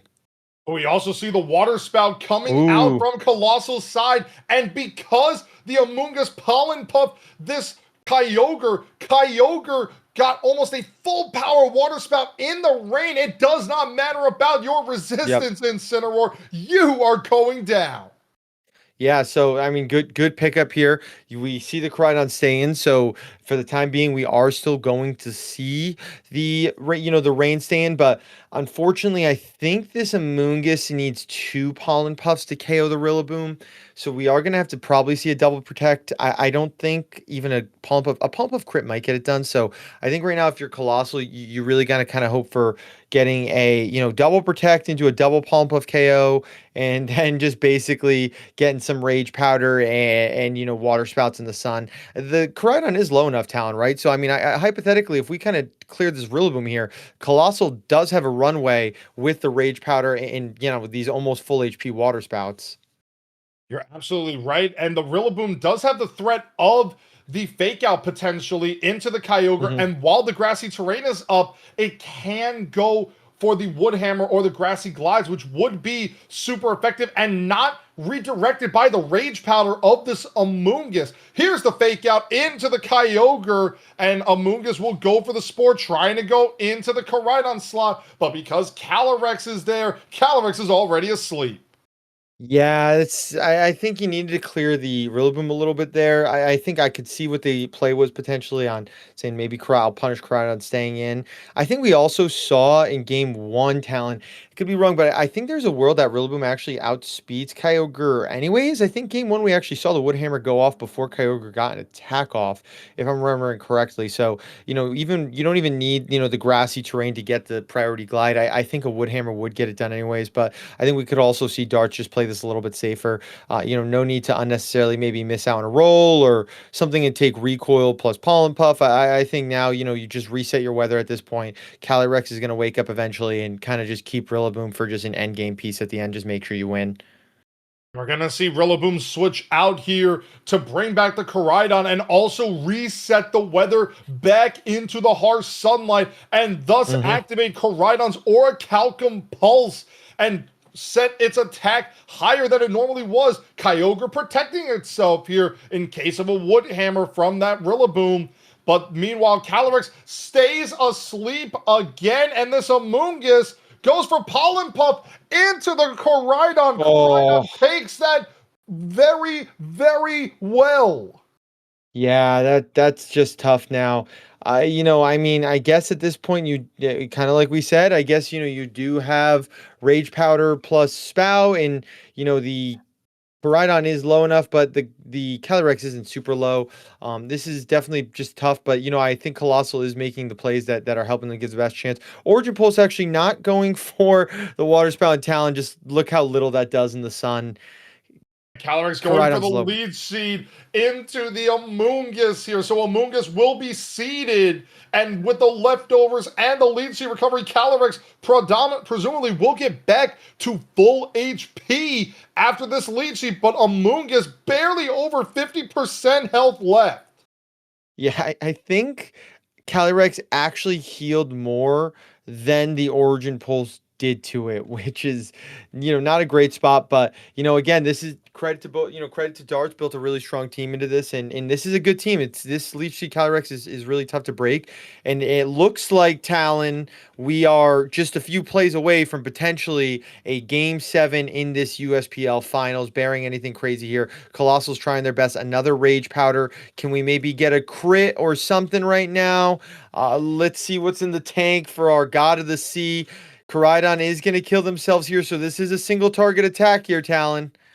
It is single target Water Spout, and Calyrex takes that. It barely does 25%, but meanwhile, the Glacial Lance comes out. It knocks out Amoonguss, and that will give Calyrex a +1 boost to its physical attack stat with the Chilling Neigh ability.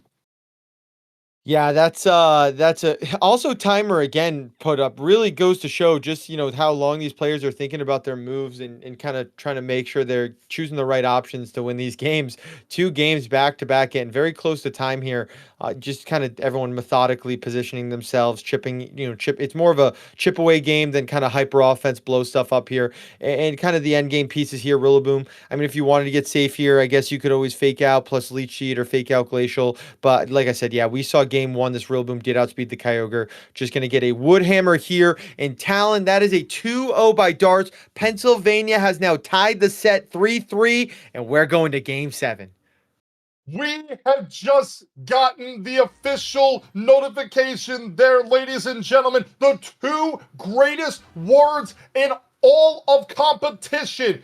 Game 7! Oh my god, I'm Very so exciting. hyped. Yeah, this is exciting. It's always fun when it goes the distance here. I feel like from our matches all season long, this was no surprise. Like, think about how many game threes we both, casted throughout the season here. These players in this league, they bring it all. And I had no doubt. I never thought that it would be a sweep or anything like that. I knew it was going to go to the distance. And here we are, Pennsylvania and Ohio. Now, Talon, I don't know if you know this. I wish I kind of looked this up earlier. Is this a first time win for either team, or has a team won, has Pennsylvania or Ohio won USPL before? If I remember correctly, Pennsylvania, I believe, has either won or they've made finals in the Okay, past. okay. Gotcha. I'm sure we can figure that out too by the end of the cast. But yeah, I mean, so regardless, it seems like we're either going to get a new winner or, we're getting somebody who's gotten to the end. Two great teams, great opponents. Shall we start talking about our final match here, Talon? Yeah, let's start talking about our last match here. It is going to be Doorstop versus Moxie Infernape. And honestly, Cage, the fact that we have gotten to a game 7 here, this is one match to the finish. Both teams have made it this far into the tournament. They have made it this far into the season. Whoever wins this next game is the USPL Season 5 champion. Yeah, that's a high praise to say. I honestly, both teams, I'm sure both players too, that is a stressful environment, but it seems like we have some awesome teams talent for this final set. Looking over at Doorstop, representative for Ohio themselves, you have the tried and true Reg F love here. We got the Fluttermane and the Heat Arcanine. We got some Thunder Waves. We got some Rock Slides. Something that we're a little bit familiar with in Champions as well. And then pairing this off here, we have Sneasler, another Champions true and true, but a few pieces that we don't see in this new format that we're all playing on. The Galarian Moltres Choice Specs variant, AV Raging Bolt, and Water Wellspring Ogre Pond. What do you like about Doorstop's team here, Talon?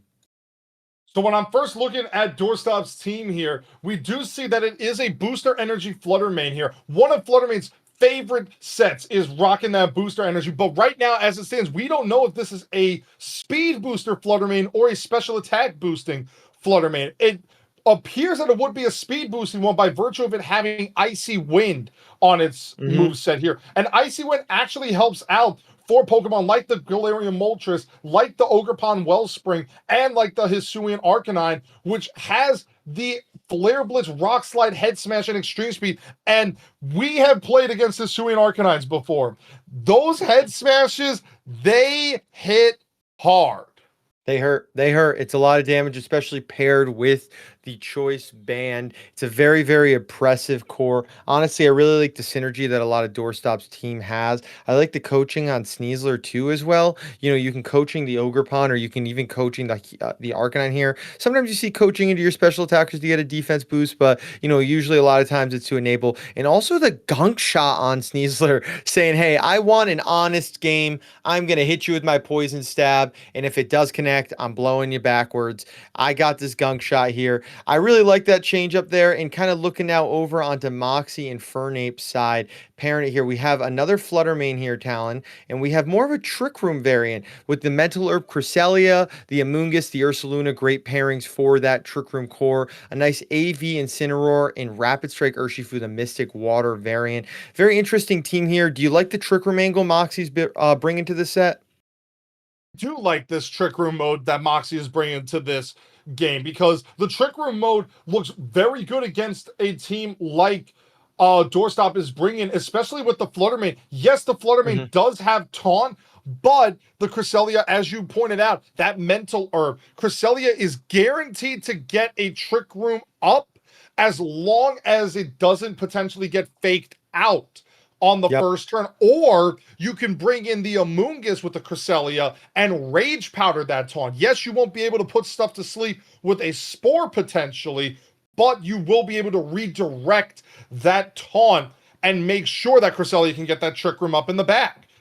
That's a really great point here, yeah, because with Cresselia not having Protect, you are a little bit worried about Fake Out, but also, kind of have to make sure you don't get either thunder waved or rock slide flinch too. There's definitely a few things doorstop can angle here for to hopefully try to mitigate the trick room. So it'll be interesting to see how Moxie and Fernape deals with that, because I feel like that is definitely kind of the focal point of their team. I think Urshifu and Fluttermane are very good offensive outputs, but the rest of your team really operates under that trick room. And considering how fast Doorstop's team is, I feel like you're going to want to try to get into that angle here. But our players are getting ready. The team preview is finishing up. Talon, we are in Game 7 of Season 5 USPL. Doorstop for Ohio, Moxie and Fernape for Pennsylvania. Which player will bring their state the trophy? Talon, let's get into this.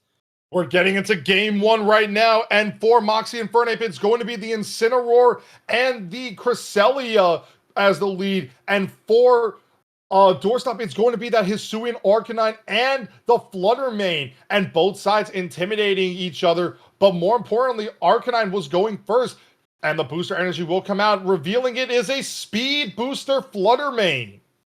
Yeah, speed booster, like you kind of said, makes sense with these Thunderwave Icy Wind sets. Now, the Mental Herb on the Cresselia is really interesting because, you can't really stop Trick Room from getting up necessarily, not easily. You Incineroar, yes, you can't fake out the Fluttermane. Really, the best thing you could go for is maybe Thunderwave, but playing into the RNG doesn't feel super great. Honestly, I do feel like getting damage off might be the best bet, saying, hey, I can't really stop Trick Room. Let's kind of see how to deal with it. And if you don't fake out my Arcanine, I'm going to get a lot of damage. And it looks like the Incin making the safe play, saying, I don't need no rock move going into here. Going to fake out the Arcanine.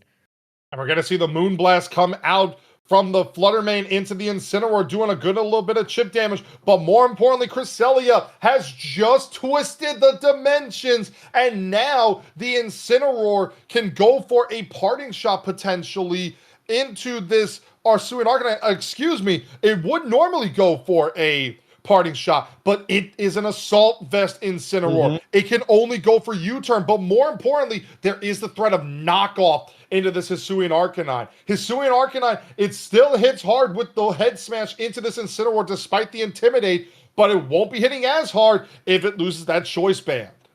Yeah, and I feel like the Fluttermane's in kind of an awkward position here because you don't really Thunder Waving either doesn't really matter. Icy Winding, they're already slower. You can't taunt the Cresselia because you have to taunt it twice, and we saw a little Moonblast does. So I'm wondering if we're going to see maybe a little bit of positioning pieces here. I wouldn't be surprised if the Instant just goes for the safe U-turn, knowing that Doorstop has to position a little bit more at this point, because then you can kind of hopefully get Ursaluna in pretty free. But it's the Cresselia switching out here into the Ursaluna. Really interesting here, Talon. Do we think it's going to get away scot-free?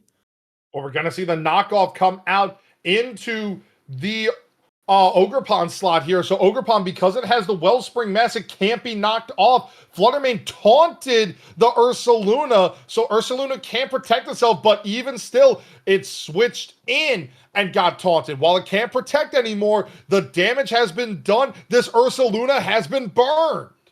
Yeah, and the tough thing with Hisui Arcanine as your Intimidator is, some Incineroar are, EV to be able to kind of live a -1 attack from Ursaluna. I don't think Arcanine is living any move besides Facade into it, so you don't really have a great chance to Intimidate Cycle right now.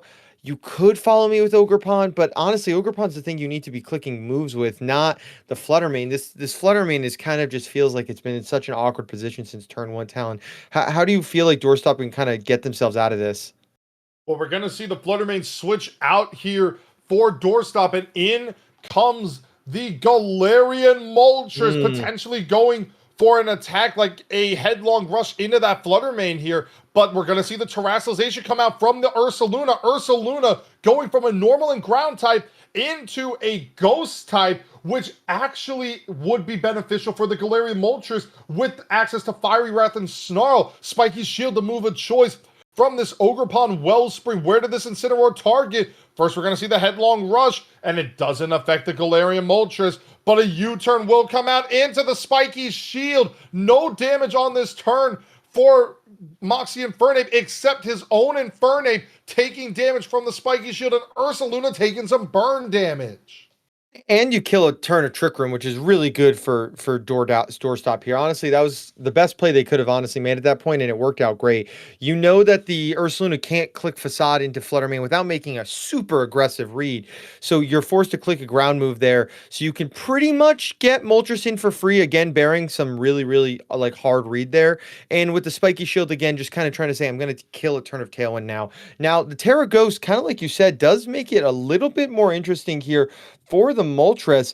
You know, I could see potentially a Fiery Wrath doing quite a bit of damage here.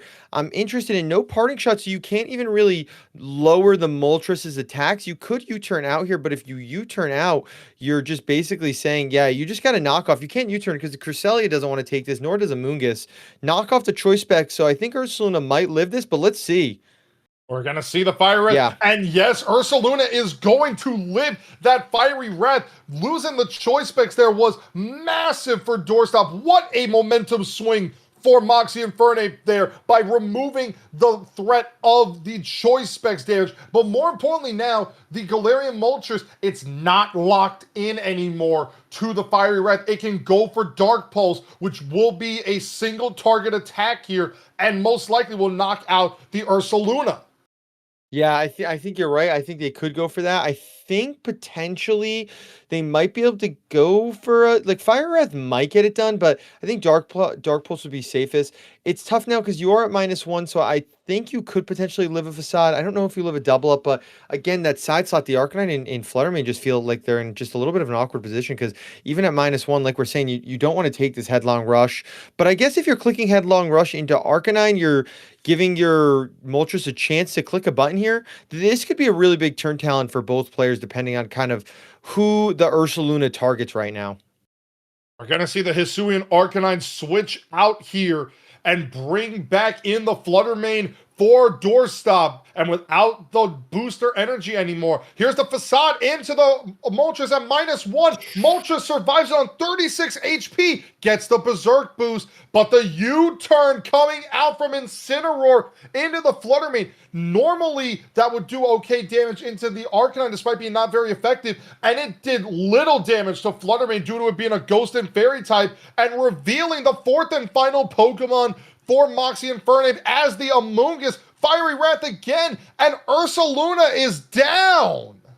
Yeah, so you got the Ursaluna down, and honestly, Doorstop has been stalling this Trick Room, or at least weaving themselves out of this Trick Room pretty well, I would say. The Amoonguss is the Rocky Helmet variant, so it's not Citrus Berry, so you don't have to worry about potentially getting that extra burst of recovery there. I'd be wondering if an Air Slash, honestly, at that point, could get it done.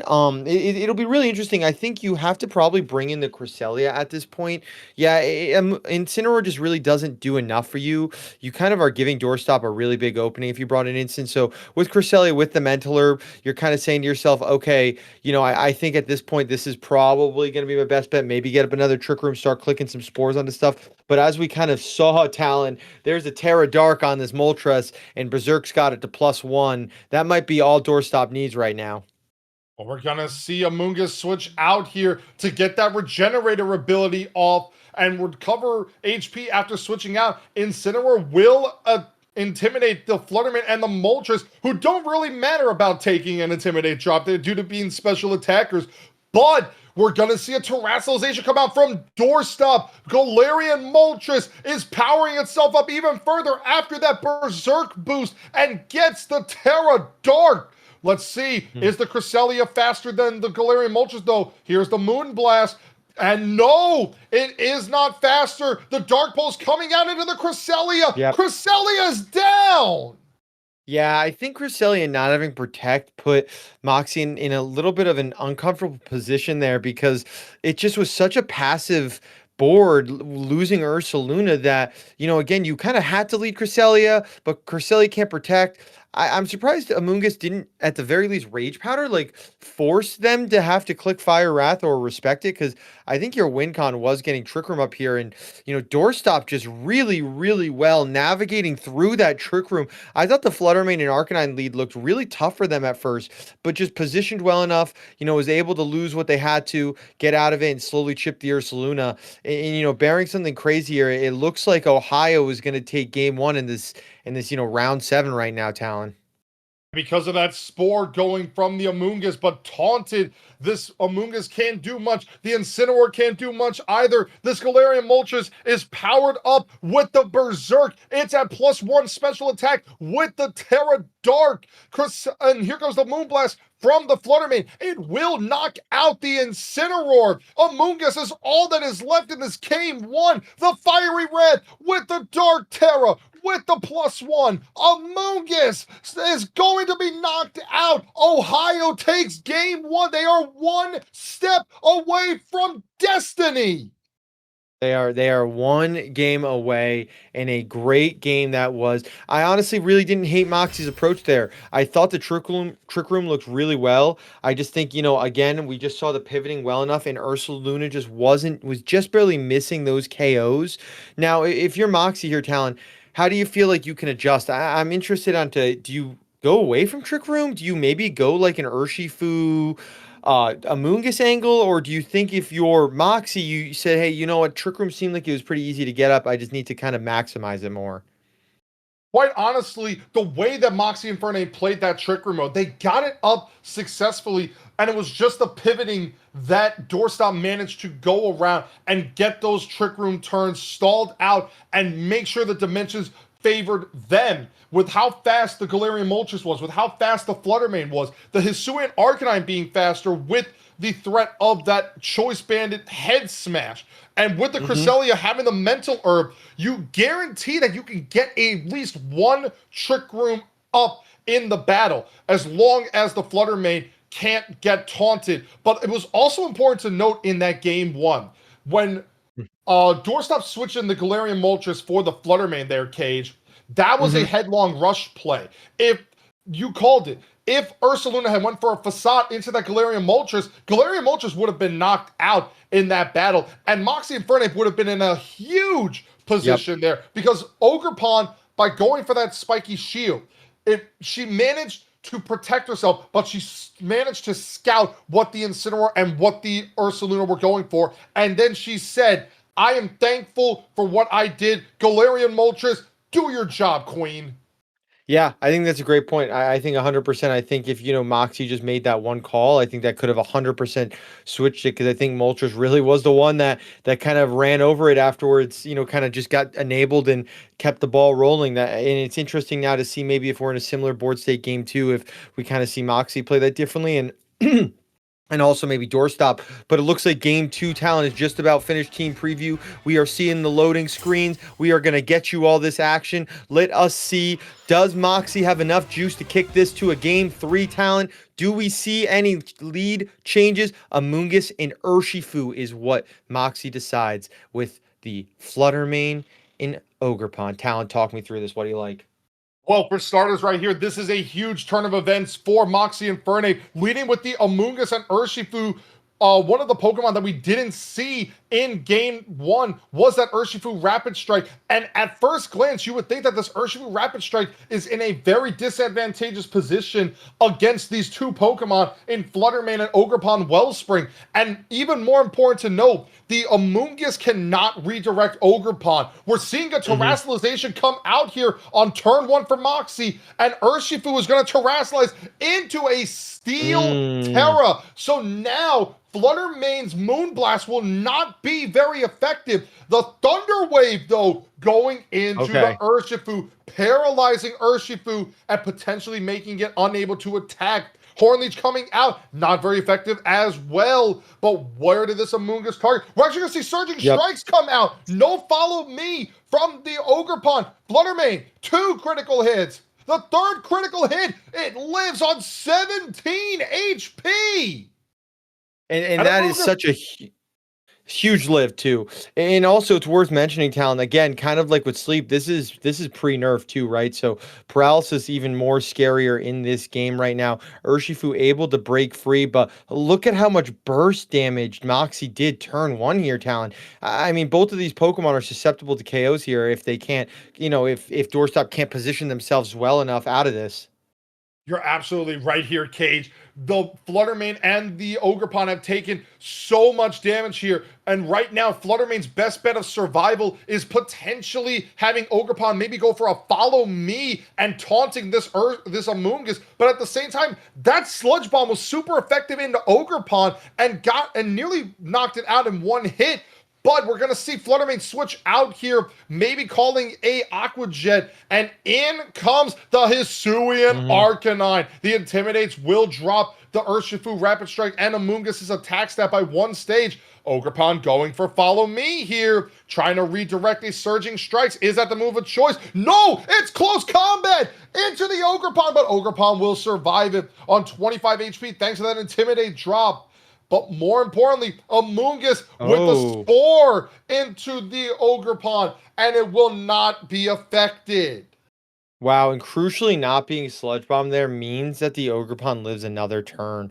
It can click follow me here again pretty freely if it wants. And this Urshifu now on Moxie's side does not really like the board state it's in right now. Neither does Amoonguss either, having now already committed their Terra onto the Urshifu. It's great to be steal in front of the Ogerpon. But, now both this Urshifu and Amoonguss are, threatened by knockouts from this Arcanine here. Granted, it does need to lock into Flare Blitz, so, it will not only take recoil, but can also only hit one of them. It's still a pretty safe kind of pick your knockout if you'd like to, if you're doorstop now. And Arcanine has been terastallized by Doorstop into a grass type, also turning Surging Strikes from a quadruple weakness into a resistance. And also important, Amoonguss just Rage Powdered. It cannot redirect the target. Urshifu barely survives, but this Rock Slide will finish the job. Urshifu is down for the count in game number 2. Wow, honestly, I really like that play there by Doorstop. I think just basically saying, hey, I don't need to Flare Blitz because I can basically ignore Rage Powder, right, with Spread Move plus Ogerpon. And clearly knowing their calcs well enough to know that Ivy Cudgel plus a Rock Slide Connect was going to be enough. Terra gone, big piece gone down now on Moxie's side. But, we really can't forget this Ogerpon and Fluttermane are really at the brink of a knockout here themselves. So you just kind of hope, if you're Moxie, do you have enough offensive firepower without the Urshifu to kind of clean up the rest of this board? Well, we're going to see Arcanine switch out here back into the Fluttermane. Fluttermane making a return to this battlefield. Ivy Cudgel will go into the Amoonguss here. Not very effective. And also Amoonguss going for Sludge Bomb into the Ogerpon, knocking it out. Ogerpon is down, but it also went before Cresselia. And you know what that means? The Trick Room has been activated. Yeah, that's a pretty safe Trick Room. That's as safe as it's gonna get here. The Arcanine being Grass Terror is really good for Doorstop because now at least you're not really threatened by Spore. You could potentially bring it out here, but it's tough because if you bring out the Arcanine too soon, you know Ursaluna's in the back, right? By setting up Trick Room, that's most certainly what's there. I don't think Ensign or Fluttermane are. So if you bring out your Arcanine right now, you're not going to be able to really position it to get an Intimidate off, which we saw how important that was already. It seems like Doorstop is kind of in a tough position. I think, again, losing so much damage onto the Fluttermane and Ogerpon turn 1, they kind of lost their positioning pieces because they can't really safely do the whole Fluttermane guessing game this time. Yeah, I think this is the correct play going into Moltres here. You really do want that Arcanine to at least get one Intimidate onto the Ursaluna, whenever it hits the field. And at least for Doorstop's favor, right, Talon, Moxie's side is pretty support-oriented. You could get a knockout on the Fluttermane if you want to, I guess, but you think the Amoonguss is probably switching out for Regenerator now? You would think that, Cage, but it's also important to note here, Galarian Moltres just came out inside of Trick Room. It cannot attack anything without super effective damage in Fiery Wrath, Dark Pulse, and Snarl for the Cresselia, and Air Slash for this Amoonguss, but Amoonguss is in Trick Room. It can go for a Spore into this Galarian Moltres if it wants to, if that is the call, and it looks that way because Fluttermane switched out and not Amoonguss. The Intimidate will come out from this Hisuian Arcanine, dropping the attack stat by one stage. There's the Spore! That's honestly great point, calling out how you can spore the Moltres right now. You are the fastest thing in Trick Room here. Fluttermane, I think not really doing a ton, so you do want to try to switch it out. And yeah, I think the Psychic probably would have KO'd on Cresselia's side if it did connect into the Fluttermane here. So, I mean, our positive for Doorstop, right? You killed the turn of Trick Room. You did break through, but you have your 2 choice locked items Pokemon on the field. And, one of the best ways to clear through Trick Room is kind of protect cycling your Pokemon. So having 2 Pokemon that can only click attacks and they're the 2 slowest things in the field is a little bit tough here. But the one nice thing, right, Talon, is at the very least, it's not really presenting a super safe way for Ursaluna to get on the field right now, right? Like, I get, there is enough offensive pressure where if they choose the correct slot, Ursaluna is going to take a lot of unnecessary damage. Ursaluna is going to take a lot of unnecessary damage if it is the 4th and final Pokemon for Moxie and Fernape in this battle. Galarian Moltres also took its first guaranteed turn of sleep on that last turn. Cresselia switches out here. Ursaluna is going to make an appearance in this game number 2, as Arcanine is also going to switch out here to reset that special defense drop and recycle the Intimidate. Fluttermane coming out here at low HP. Sludge Bomb will go into the Fluttermane. Fluttermane will be knocked out, and Moxie has a 3-2 advantage as Doorstop is down to the final 2 Pokemon, and Moltres takes a second turn of sleep. Yeah, and now Ursaluna is online. Yes, it is going to be at -1, so, we'll be hitting a little bit less, but, I think the combo of these 2 Trick Room sweepers, I think, kind of will be able to do enough here. It really looks like, Talon, we're getting to game 3. We're going the final distance here, but, if you are Doorstop, I think right now your win condition here, your play is to try to weather at least a turn. I think if you can live a turn and get hits off, you could be okay. The Cresselia isn't really going to do enough, but I think as long as, this Moltres dies, I think the back 3 should be able to finish this up here. And now kind of looking ahead here, Talon, how do you feel like, do you think that we could see Doorstop maybe take a different angle? We saw both players choose very different leads here. Do we see some of the same thing, but we're going to see a Sludge Bomb into Moltres first? Interesting.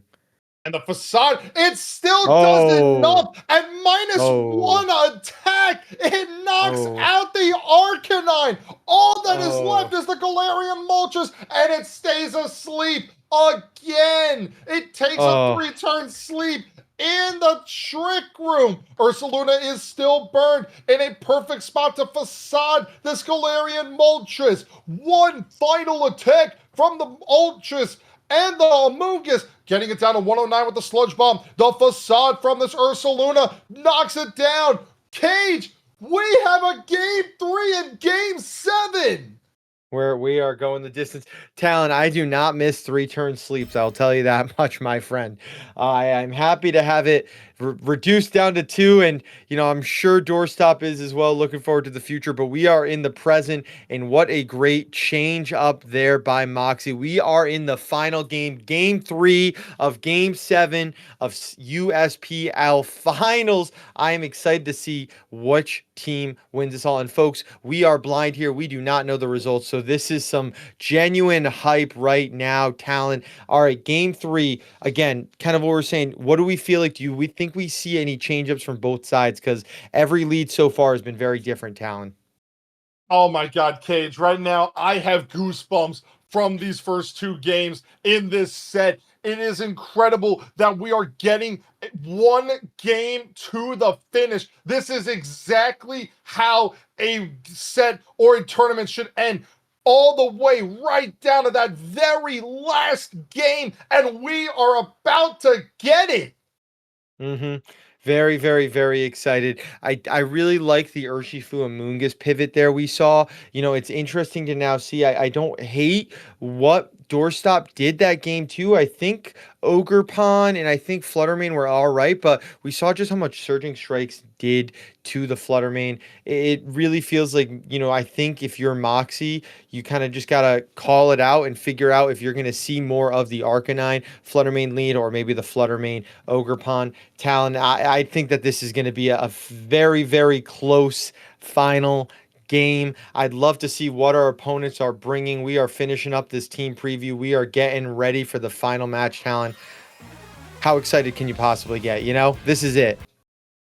We are in the final game. Game 3, Game 7. Let's get into it. It's going to be Incineroar and Urshifu as a lead for Moxie and Fernape. And for Doorstop, it's going to be the Hisuian Arcanine and the Ogerpon Wellspring.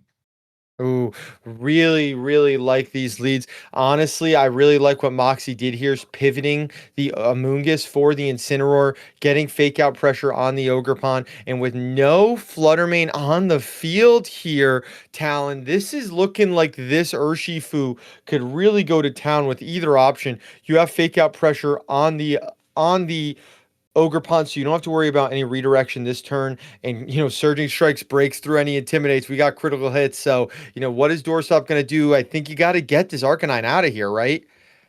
You would think that way, Cage, and that would be effective. But we also have to remember that Urshifu is -1 on its physical defense by virtue of the close combat. If it goes into the Ogerpon, we're actually going to see a switch up of the Ogerpon into the Fluttermane here, revealing Fluttermane in the back to get that booster energy off. And we're going to see as well with the speed boost, is Arcanine going to Terrasilize? Yes, it is going to Terrasilize. Turn that extremely effective weakness to the water-type Surging Strikes into a resistance, but more importantly, Incineroar can now hit it super effective with Flare Blitz if it so chose.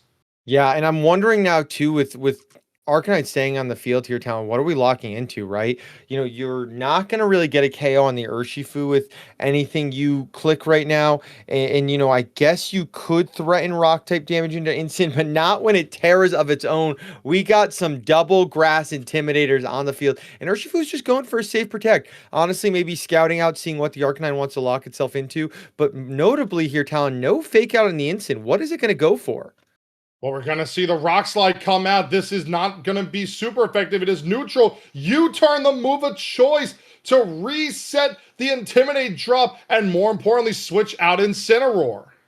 Yep. Yeah. Get yourself out of there. I can see that, maybe kind of saying, I don't think at this point Ogerpon's staying in. Now you position the Cresselia. And it's kind of now interesting because we've seen the Amoonguss, Cresselia, and the Urshifu. I wonder if this must mean that Amoonguss isn't in the back, I would think, because without that, you're really relying on your offense to really just be through Urshifu, which kind of based on what we've seen Doorstop's team, it could be possible, but I think it's really intriguing to kind of see the changes that Moxie has brought to this game.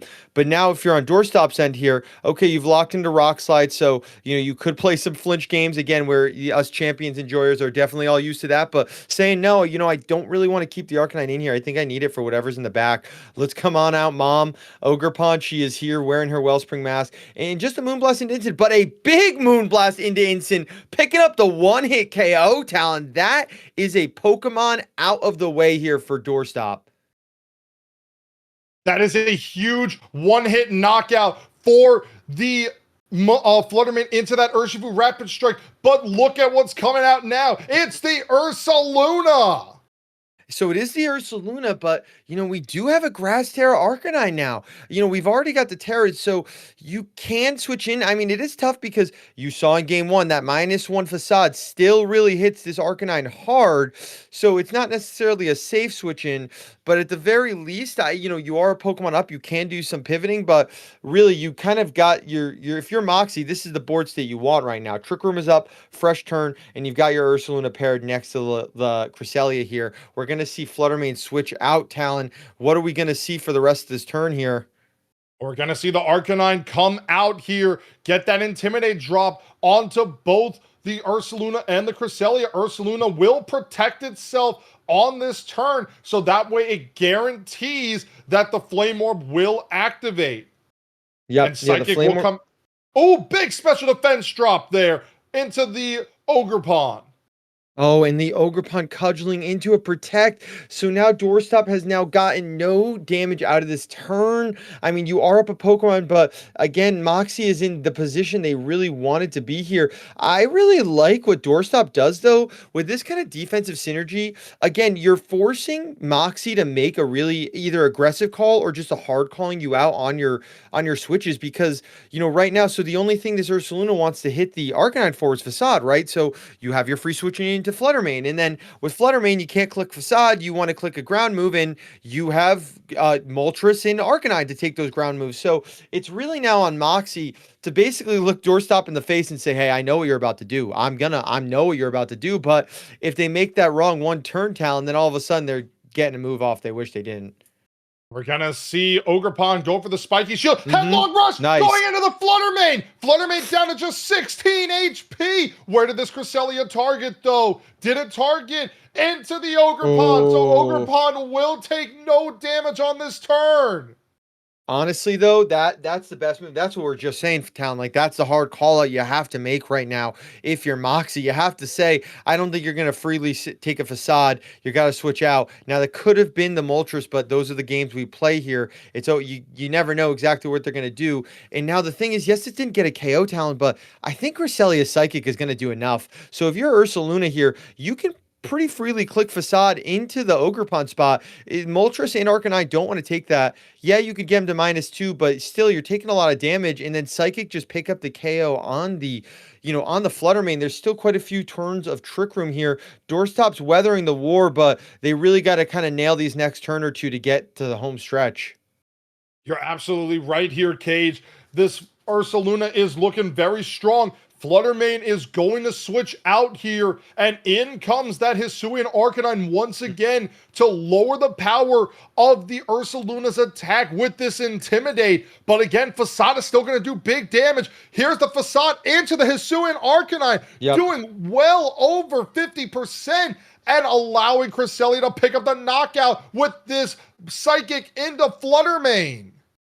Yeah, we kind of touched upon this, Talon. I think the toughest thing with Trick Room is one of the best ways to deal with it. Like we said, it's your Protect stalling. It's kind of pivoting around the Protect. You have 2 choice locked item Pokemon on your field. The damage output is awesome, but in situations like this, it's really hard because your opponent in open team sheets, they know you can't protect. They know that you're a sitting duck and that you're not winning the speed war. So getting to -2 is nice, but at the end of the day, you're kind of I feel like Moxie is doing enough damage here where by the time Trick Room's over it, it really might not matter in the end. We'll have to see here. We're nearing the end of Trick Room. We do have Protect on this Ogerpon. Does Doorstop have enough right now in the tank to kind of swing this one around here, Talon? It is going to be very close here. This Ursaluna is at -2 on its physical attack. There's still the Trick Room up for at least one more turn on the side of Moxie and Fernape here. And there is still a grass type Incineroar in the back for Moxie and Fernape here. Yeah, it's I think right now I think you probably want to sack the Arcanine at this point. I think your win condition is probably Moltres. Maybe like protect the Ogerpon. Just say, all right, maybe they'll let me get a swing out. But leaving the Ogerpon pretty open, I mean, I guess that's fine. You're going to live a Psychic. So honestly, actually, that might be more than fine here in this situation. Because if this is an Ivy Cudgel into Ursaluna, I actually think Doorstop has enough in the tank right now. I think, in fact, they should win this game. If this Cudgel picks up the KO on Ursaluna here, Talon. Oh, but it goes into the Cresselia. Okay. That is a Ivy Cudgel into the Cresselia, doing good damage into Cresselia. And Ursaluna will take more burn damage. The dimensions have returned to normal, though.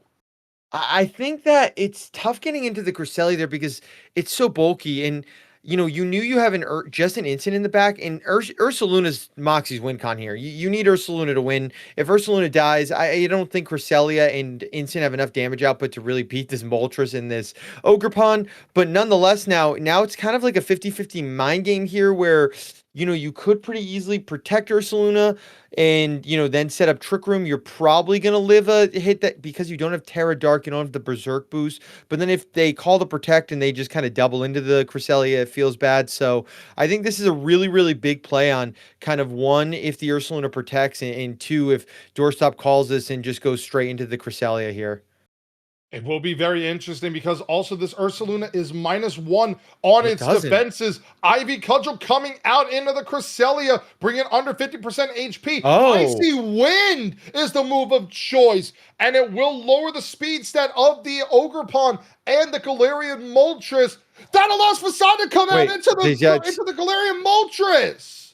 Wow, in the Celia is naturally faster than this Moltres right now, too, which is insane on its own. But due to the high horsepower earlier in this game, the -1 defenses, the Fire Breath is going to be enough. What a play by Moxie going out swinging. I don't actually, I think we did see that speed interaction game one. And honestly, I don't think I noticed it at first, but clearly Moxie did recognizing, hey, wait a second, outside of Trick Room, Microcelia actually goes first. Maybe an Icy Wind plus a Facade will be enough. That was their win con, but the -2 attack, the Arcanine pivoting was honestly more than enough here. In Talon, it's looking like we're a couple plays away from Ohio potentially taking this one home right now.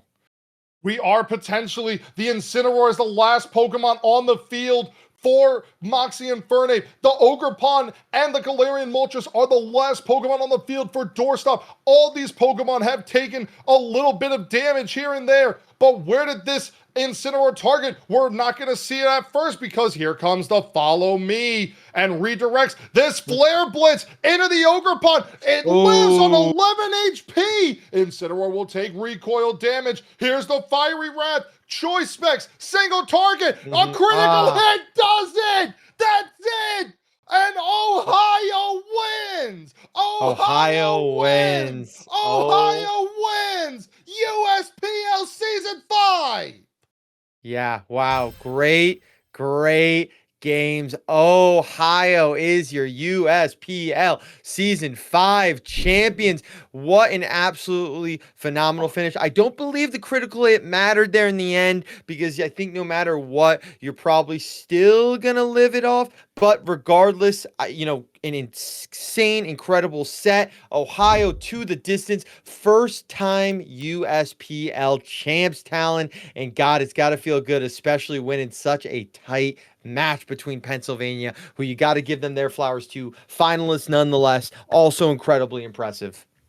Oh my God, Cage. I am speechless. I have the goosebumps. What a finish. We had a 7-game series go all the way to game 3. And when the chips were down, although chips were in the middle of the table, Ohio showcasing to Pennsylvania that Happy Valley is a great location. But you know what's better?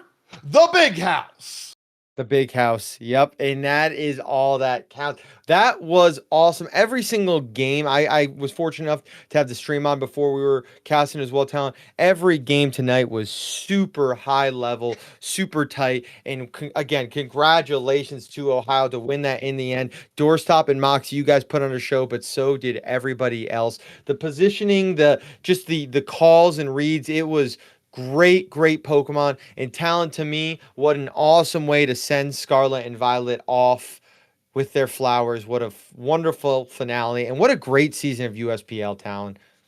What a great season. Hard to believe that we have done this 5 times now. But the first time that we were able to get all the games for stream on Scarlet and Violet. And now we are moving on. We know there's still one more regional in North America that will be on Scarlet and Violet, and that's going to be next weekend, the Los Angeles Regional Championships. That is the true North American swan song outside of locals that are sanctioned with Scarlet and Violet. But, oh my God, man. Oh my God, that was just a phenomenal finish, man. I literally have more goosebumps than there are bumps to geese. And Ohio now with the big bullseye on their back going into next season, but I'm sure they are happy to wear that on their chests right now, getting ready. They will be the defending champs. And like you said, what will be I presume, USPL's first champion season come next year. And again, just such awesome games. I mean, I was fortunate enough to join on and cast this year, but I mean, Talon, this has been a great ride casting with you. I have to also say, I know it was said earlier, thank you to everyone running this league, right, Talon? I mean, we wouldn't be here without the stream side productions, the organizers of the entire league. You know who you are, Talon. I'm sure you can name a few. I don't want to forget anyone, but there are so many wonderful people that brought this league together this year, and it's been a blast to be a part of it. You are absolutely right there, Cage. From our wonderful commissioners in 254, who you saw earlier today casting some of our finals. He actually said going into the finals, Cage, I think you can attest with what I'm about to say. We were talking about who we're going to get to cast, and then at the 11th hour, the commissioner said, I need to be a part of this. And we were like, you know what? We need the commissioner on this. And he started it much like the NFL draft. You start with the commissioner, and then you come to the main event in you and I.